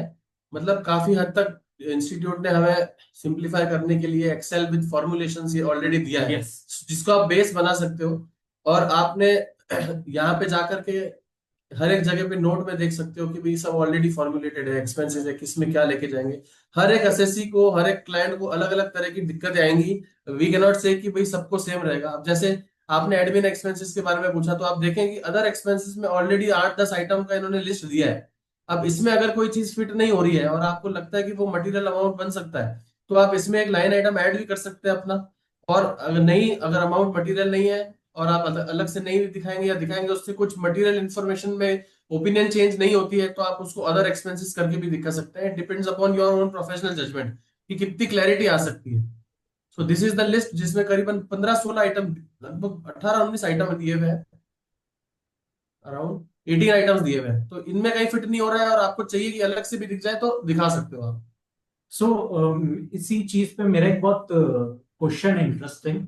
एक चीज बताइए, अब तक पार्टनर्स को दिया गया कैपिटल पे interest was a part of P and L appropriation. अभी तक तो पी एंड एल अप्रोप्रिएशन में जाता था। सो इन 5 हेड्स ऑफ एक्सपेंसेस में वो कहाँ दिखाया गया होगा? क्योंकि अभी तक तो जो प्रॉफिट एंड लॉस का फॉर्मेट फॉलो होता था उसमें आफ्टर ऑल एक्सपेंसेस यहाँ पे प्रॉफिट निकल कर फिर पी एंड एल अप्रोप्रिएशन बनता था, उसमें जाता था। तो what do you think, interest जो पार्टनर को दिया गया है पार्टनर के कैपिटल पे, वो कहाँ बुक हो रहा होगा? Like quick Finance answers. costs. Soumya please, you can take this. Finance cost. Finance cost, right? So yes, आपने पहली बार में आंसर बोल दिया। So my point was it was not really like means of finance. So institute ने specify कर दिया गया है कि आपको इसमें कोई इंटरप्रिटेशन निकालने की जरूरत नहीं है। It is rather of finance cost. यहाँ पर लाइक अपन लोग अगर देखें फाइनेंस कॉस्ट की, तो यहाँ पर बी पार्ट सब शेड्यूल बी में आ रहा है इंटरेस्ट ऑन पार्टनर्स कैपिटल, वो फाइनेंस कॉस्ट में आएगा। तो इट इज एक्टिंग एज के पार्टनर्स फाइनेंस कर रहे हैं अपनी प्रोपराइटर को, कैपिटल ला रहे हैं या काइंड ऑफ लोन है। बिल्कुल।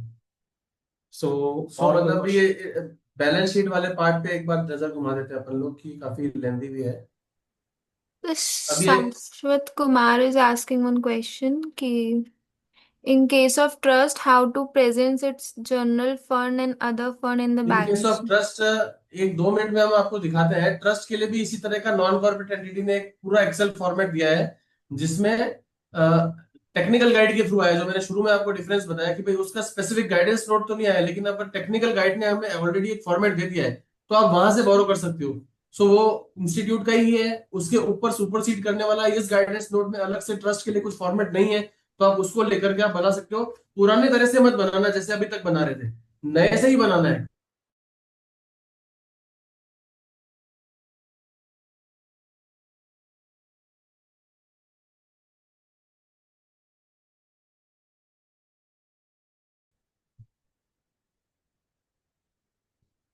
ये देखिए, name of the NPO, source of fund NPO, unrestricted, restricted fund. और पी एंड एल में मतलब more of an income and expenditure account है ये, donation, income, grant. So to answer Shashwat query, जो कि कॉर्पस के लिए दिया गया है is kind of a restricted fund. वो आप स्पेसिफिक एक्सपेंसेस के लिए यूज कर सकते हो या स्पेसिफिक डायरेक्शन के साथ आता है। और जो अदर देन कॉर्पस होता है वो नॉन रेस्ट्रिक्टेड फंड होता है। सो यहाँ पर, और अगर आप ज्यादा इस चीज में जाना चाहो तो गाइड, अब टेक्निकल गाइड जो नॉन प्रॉफिट ऑर्गेनाइजेशन पे है, that will help you determine के पार्ट ए में क्या आएगा, पार्ट बी में क्या आएगा। हमारी स्लाइड में एक स्क्रीनशॉट भी दिया हुआ है शुरू शुरू में, जो बता रहा है कि ये सारी चीजें इंस्टीट्यूट के वेबसाइट से, बोर्ड ऑफ स्टडीज नॉलेज वाले जगह से ही उठाई गई हैं। तो बहुत ही इजीली आप उस चीज को ढूंढ पाओगे, और हैबिट में भी डाल दीजिए कि रेगुलरली इंस्टीट्यूट की साइट को देखें कि क्या क्या नया चीजें आ रहा है, और ताकि सोर्स अपना ऑथेंटिक रहे, गूगल पे या फिर इन पे अपन रिलाय कम करें। Any more questions in this front to anyone? Practical difficulty anyone has faced? कोई अनम्यूट करके बोलना चाहे? We would love to see you as well. As per guidance note, technical guide is superseded by this guidance note. That is fine. लेकिन as I said कि अगर जहां पे guidance note कुछ बता ही नहीं रहा है, जैसे कि नॉन कॉर्पोरेट एंटिटीज में ट्रस्ट के रिलेटेड कोई फॉर्मेट बता ही नहीं रहा है, तो फिर हम लोग टेक्निकल गाइड को उठा करके वहां से फॉर्मेट ले सकते हैं। नहीं तो आप अपना पूरा फॉर्मेट नया बनाओगे, वो हर एक जने के लिए अलग अलग रहेगा। कोई कुछ किसी तरह से इंटरप्रेट करेगा, कोई कुछ तरह से इंटरप्रेट करेगा। और ये जो नॉन कॉर्पोरेटेड अदर देन एनपीओ का जो फॉर्मेट है, उसमें से मॉडिफिकेशन करने जाओगे तो अल्टीमेटली पहुंचोगे वहीं पे ही। तो जब एनपीओ का फॉर्मेट ऑलरेडी दे दिया है, तो फिर इतनी दिक्कत कहाँ है रिजिडिटी होने की? इजीली अपन को रास्ता दिया है इंस्टीट्यूट ने। So एक Tarun Soni Shashwat ji, I hope we have made pretty clear. So one student has asked, what are the consequences or penalties on management if they don't follow? So Tarun, I would like to specify कि guidance note की applicability जो assurance services या attestation services दे रहा है professional, उस पे है। तो just for the brief answer, there are no consequences or penalties on the management. हम लोग just एक highlight कर सकते हैं, emphasis qualify कर सकते हैं report, that's it. बट इसकी कोई पीनल लाइक पेनल्टीज या कोई भी कॉन्सिक्वेंसेस अभी तक नहीं है मैनेजमेंट पे। What is the meaning of soft qualification? Soft qualification एक जेनरिक टर्म है जो ये बता रहा है कि हम लोग इस पे मतलब ऐसा इतना ज्यादा एम्फोसाइज नहीं करवा रहे हैं कि इसने इतनी बड़ी गलती कर दी जिसके वजह से मटेरियल मिसस्टेटमेंट हो रहा है और इन्फॉर्मेशन गलत हो रही है, मिसलीड हो रहा है।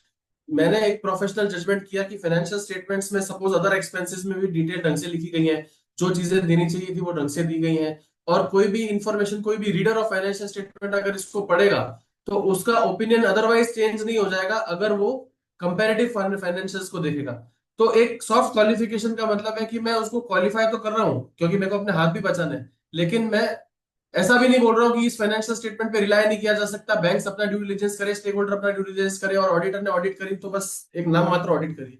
हमने सब एक्सरसाइज करी, ड्यू डिलिजेंस सब कुछ करी, लेकिन एक बात बताने की है कि ये चीज आप ध्यान रखना कि कंपैरेटिव्स होने के बावजूद भी, मैंडेटरी होने के बावजूद भी, चूंकि मैनेजमेंट की रिस्पॉन्सिबिलिटी है, उन्होंने उसको फुलफिल नहीं किया है और वो गाइडेंस नोट को फॉलो नहीं कर रही है, ये चीज हम आपके अटेंशन में दे रहे हैं। So one student has asked, dear sir, what do you think के जो financial statements में change आए, ये long standing teaching में भी change आएंगे जो हम पढ़ाए जाते थे फॉर्मेट्स स्कूल्स में, कॉलेजेस में? So definitely बिल्कुल आएंगे। So जब relevance ही नहीं रहा पुराने फॉर्मेट्स का, तो it will be very much practical के स्कूल्स और कॉलेजेस या जो भी एजुकेशन बोर्ड्स हैं वो उस चीज को रेक्टिफाई करके अब नए फॉर्मेट्स यूज करें, बिकॉज पुराना फॉर्मेट एलिमिनेट नहीं हो रहा है। ये चीज बहुत समझने वाली चीज है। कोई भी क्लैरिफिकेशन या कुछ भी चीज हम लोग नहीं छोड़ रहे हैं, हम उसको और डिटेल में हाईलाइट किया जा रहा है। गाइडेंस नोट में जो फॉर्मेट्स है, दोज आर वेरी डिटेल्ड, कुछ भी पॉइंट्स स्किप नहीं हो रहा है। तो अगर नया फॉर्मेट पढ़ाया जाएगा तो it will be addition to the already existing जो भी हमारी नॉलेज है। किसी और की क्वेरी इस चीज में? एफआई 23 चॉइस की field balance sheet new format में करने से हमेशा मैच होगा। सो डेफिनेटली आप जब कंपेरेटिव्स डालेंगे पिछले साल में, तो you have to make sure कि मैच हो रहा है, बिकॉज बहुत ही एग्जॉस्टिव लिस्ट ऑफ उन्होंने शेड्यूल्स दिया गया है। अगर कोई पार्ट शेड्यूल ए में नहीं, बी 1 में नहीं आएगा तो बी में आएगा, 2 में आएगा। अगर तो you will have to apply your professional judgement. आपको अपना जजमेंट यूज करना पड़ेगा कि किसमें बेस्ट सूट हो रहा है पर्टिकुलर लाइन आइटम। तो डेफिनेटली दोनों साइड्स, एसेट्स और लायबिलिटीज हमेशा मैच हो। इसमें सर मैं आपको बताऊं विष्णु जी कि इसमें जो भी डिटेल आप बोल रहे हो ना, हमने तो आपको एक स्नैपशॉट दिया है। इसमें एक एक लाइन आइटम के बारे में डिस्क्रिप्शन भी लिखा गया है गाइडेंस नोट में। आप उसको उठाएं और पढ़ें कि भाई अगर मेरे को कोई पर्टिकुलर आइटम में अगर श्योरिटी नहीं है, जैसे कि आपने बोला ऑडिट फीस तो साफ साफ दिख रहा है, लेकिन कोई पर्टिकुलर एक्सपेंस के लिए श्योरिटी नहीं है कि मैं ऊपर डालूं या किसी दूसरे क्लॉज में डालूं, तो उसमें डिस्क्रिप्शन के साथ में दे रखा है कि भाई कौन कौन सी चीजें इसमें और आ सकती हैं इन और डिटेल्स। सो आप उसको जब गो थ्रू करेंगे तो आपको बहुत क्लैरिटी मिलेगी इसमें। That is the reason why we have guidance note for. In guidance note, it is clear said that guidance note is above from technical rights. So in the case of trust, how I use source and application of funds format of balance sheet, it is also clearly written in the guidance note, not about not to use sources and application of fund format of balance sheet. Sir देखिए, इसके अलावा आप जो भी चीजें apply करेंगे उस चीज को सिमेट्री वाले पार्ट पे कैसे लेकर के जाएंगे, क्योंकि अपने पास इसके अलावा guidance notes on financial statements ने कोई अलग से फॉर्मेट नहीं दिया, उसने सिर्फ दो फॉर्मेट दिए, नॉन कॉर्पोरेट एंटिटीज और एक एलएलपी पे, और इसमें कोई फॉर्मेट नहीं दिया। एंड टेक्निकल गाइड ने ऑलरेडी उसको दे दिया है, सो वी में एक्सपेक्ट कि वो आगे चल करके गाइडेंस नोट को दे दे।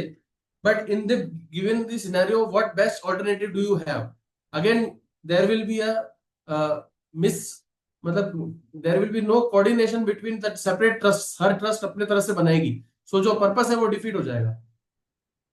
सो जो रीजनेबलनेस और जो लॉजिक्स यहाँ पे अप्लाई करते हैं, जिसमें ये रहता है कि टेक्निकल गाइड को अप्लाई करके उसके रास्ते आगे बढ़ा जा सकता है। जैसे फॉर एग्जांपल मैंने एक लेम एग्जांपल दिया कि फादर ने कुछ बोला और भाई ने कुछ बोला तो भाई पापा की बात मानी जाएगी, लेकिन अगर पापा ने कुछ नहीं बोला और बड़े भाई ने कुछ बोला है तो बड़े भाई की बात भी मान ली जाएगी, क्योंकि वो हमसे थोड़ा सा ज्यादा जानता है। तो देने वाले तो वो भी इंस्टीट्यूट ही है, और उन्होंने टेक्निकल गाइड के फॉर्म में दिया, जो एज सच मैंडेट नहीं कर रहा है इंस्टीट्यूट आपको, लेकिन कभी ना कभी तो गाइडेंस फैक्टर तो है ही है, उसके बिना हर एक जना इधर उधर भटक रहा है।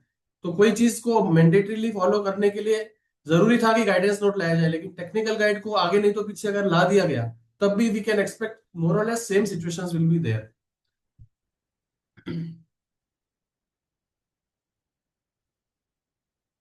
Anu ji is family man, appreciated sir. Okay. Anu sir, there is difference in terms of disclosure in financial statement. Clause 22 pertains to MSME. Please enlighten, because both require different working on the part of auditor and management. Right. Keep also 43 BH and all. Okay. So we believe that Tarun ji and other may have certain knowledge about 43 BH. Income tax law में 43 BH में ये बोला गया है कि micro and small enterprises को 45 days के अंदर अंदर पेमेंट करना है टू द मैक्सिमम, अगर कोई एग्रीमेंट वगैरह नहीं है तो। और अदर देन माइक्रो और स्मॉल एंटरप्राइजेस है तो वहां पे उन लोगों को पेमेंट करना है, मतलब उसके लिए कोई लिमिट नहीं, 45 डेज में करे चाहे ना करे।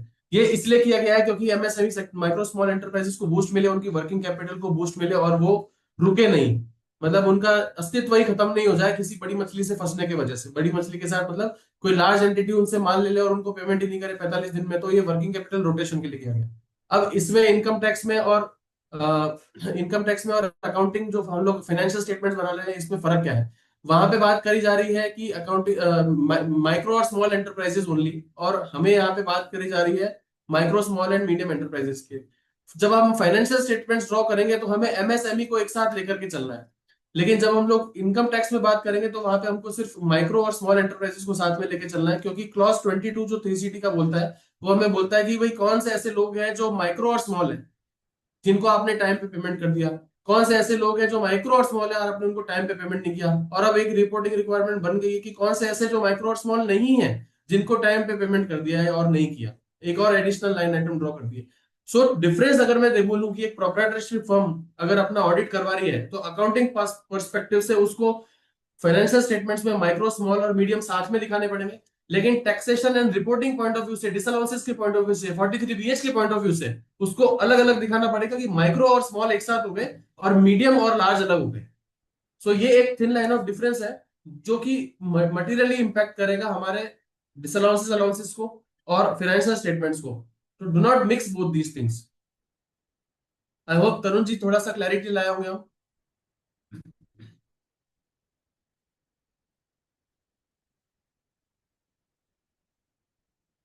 आप लोगों से जानना चाहूंगा, सिंस वी हैव 5-7 मिनट्स, अगर कोई क्वेरी नहीं भी हो, so how as a student आप लोग आर्टिकलशिप में कैसे अपने आप को इवॉल्व करते हैं, डेवलप करते हैं? बिकॉज अदरवाइज जो हम लोग प्रैक्टिकली करते हैं उसके साथ साथ में हमें आज की तारीख में सबसे मोस्ट इन डिमांड स्किल है, that is the communication skill and soft skill. So institute आपको जीएमसीएस और ये सारी ट्रेनिंग दे देती है, लेकिन इसको आप कितना अच्छे से अप्लाई करते हैं? क्या आप कंफर्टेबल हैं अपनी बातों को रखने में? इन चीजों के ऊपर अगर आपका काम नहीं है तो मान के चलें कि MBS are taking care of our, MBS हमारा पैसा कुछ ना कुछ हमारी जगह ले जाते हैं। So we are better in every aspect knowledge. but make sure that you take care of your soft skills also. This is otherwise than what the topic suggests, but just to inspire you people, take care of, always take care of soft skill in the साथ साथ journey में. ये मत सोचो कि खत्म हो गई मेरी ट्रेनिंग, अब मैं जाकर के सॉफ्ट स्किल पे करूं, सीए बन गया अब मैं सॉफ्ट स्किल करूं. Your time is money, understand this. Because post you will be qualified, आपको सब technical skills won't like put you to some good place. आपकी एक सॉफ्ट स्किल्स भी काम आएगी, जो एक लाइक क्लाइंट को सॉलिसिट करने के लिए, आप क्लाइंट को क्या बेटर सर्विसेज दे सकते हैं एक्सप्रेस करने के लिए. So emphasis should be laid on your soft skill equally. जो आप टेक्निकल स्किल्स शार्पन करने की बात कर रहे हैं, तो सॉफ्ट स्किल्स भी इक्वली शार्पन होनी चाहिए. So that was all we meant. So if there is any other query, we would be happy to answer, And we can call it a day then. आपने भी कुछ अगर समझा हो कि डाउट होने चाहिए एज अ कोऑर्डिनेटर, या टेक्निकली सब सही रहा हो, आई होप सबने सुना हो, कोई ग्लिच ना आया हो, तो आप कुछ पूछ सकते हैं other than anything related to your professional career और anything, not necessarily this. We would be happy.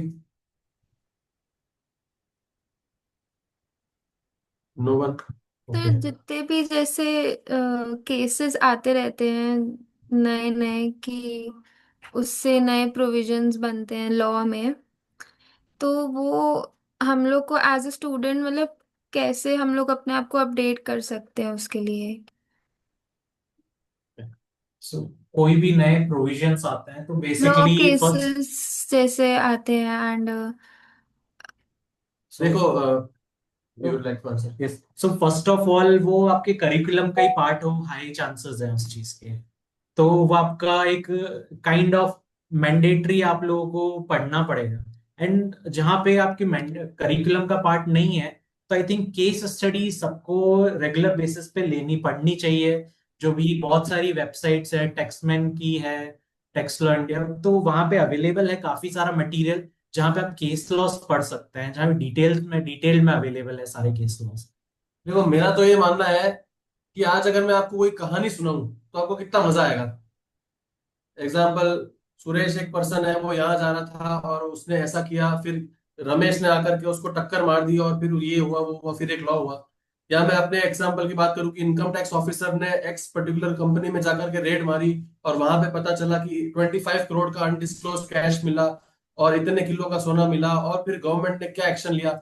So case laws are basically एक स्टोरी. आपको अगर उसमें नाम के साथ में याद, मतलब आपको नाम के साथ में याद हो जाएंगे उनके सारे के सारे केसेस कि भाई ये क्या है, और वो लॉ आप कभी भी नहीं बोलोगे, बिकॉज जितने भी केसेस है ना, वो सारे के सारे इंटरप्रिटेशन डिफरेंस के वजह से ही है.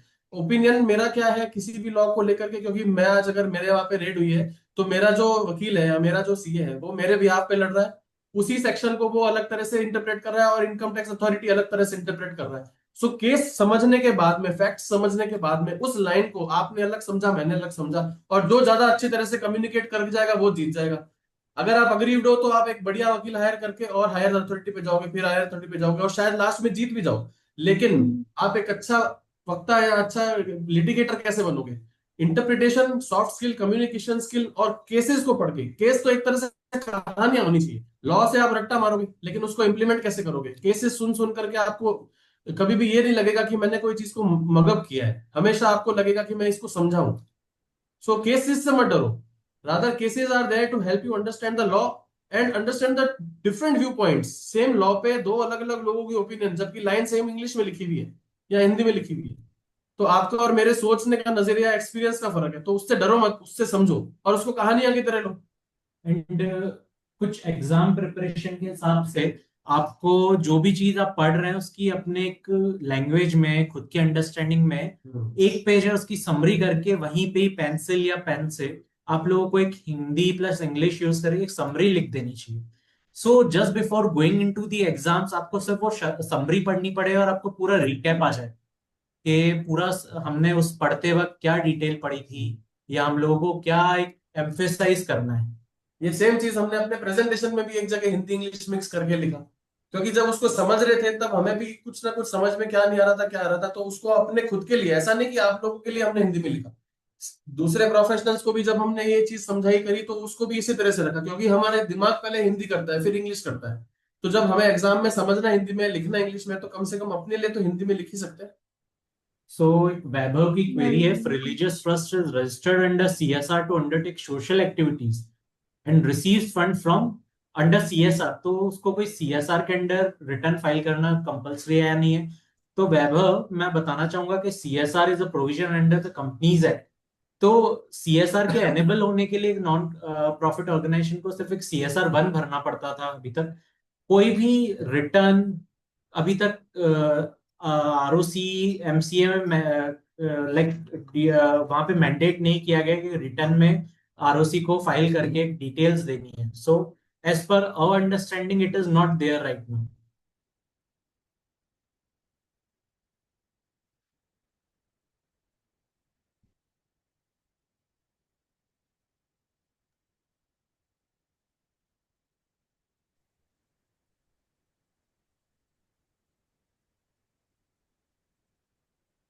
कुछ बोलोगे आप सौम्या? सो कुछ कहना है आपको?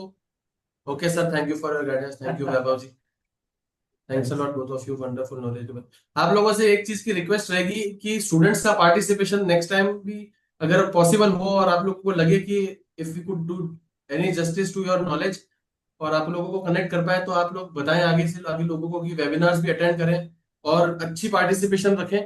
बिकॉज हम जोधपुर में बैठे बैठे आप मैक्सिमम लोगों तक ऐसे ही पहुंच सकते हैं, और आप लोगों को भी कभी ना कभी ऐसा लगेगा कि यार इनका कोई सेशन तो वर्दी था, वहां पे अटेंड किया जाए।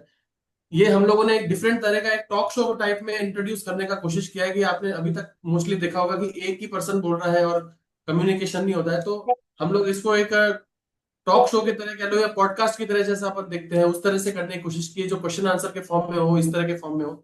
आप भी अपने इस तरह के कुछ आइडियाज हो कि आप सर हम इस तरह से सेमिनार को कंडक्ट करवाना चाहते हैं, या कुछ फीडबैक्स हो, तो वो किसी भी तरह धवल सर को या किसी भी तरह हम तक पहुंचाएं। क्योंकि ultimate objective is communication and unison of mind. अगर हम लोगों को आप तक बात पहुंचानी थी, वो नहीं पहुंची, तो हमें इंप्रूव करने की जरूरत है। और आप लोग नहीं सुन रहे हो इसका मतलब ये नहीं कि आप लोगों का कम इंटरेस्ट है। हमें भी और कहीं ना कहीं इंप्रूव करने की जरूरत पड़ सकती है, may be on soft skills और समथिंग। बट सूनर और लेटर ये सारी चीजें हम सबके लिए बेटरमेंट के लिए है। We should never stop learning, चाहे हम चार्टर्ड अकाउंटेंट्स बन जाए, चाहे हम लाइफ में कहीं पे भी रहें। so now with saying this, Soumya, over to you. या Any other questions? If anyone want to ask.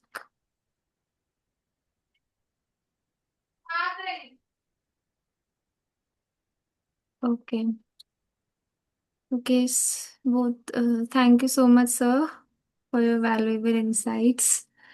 It was a great session, and So you're welcome, Soumya.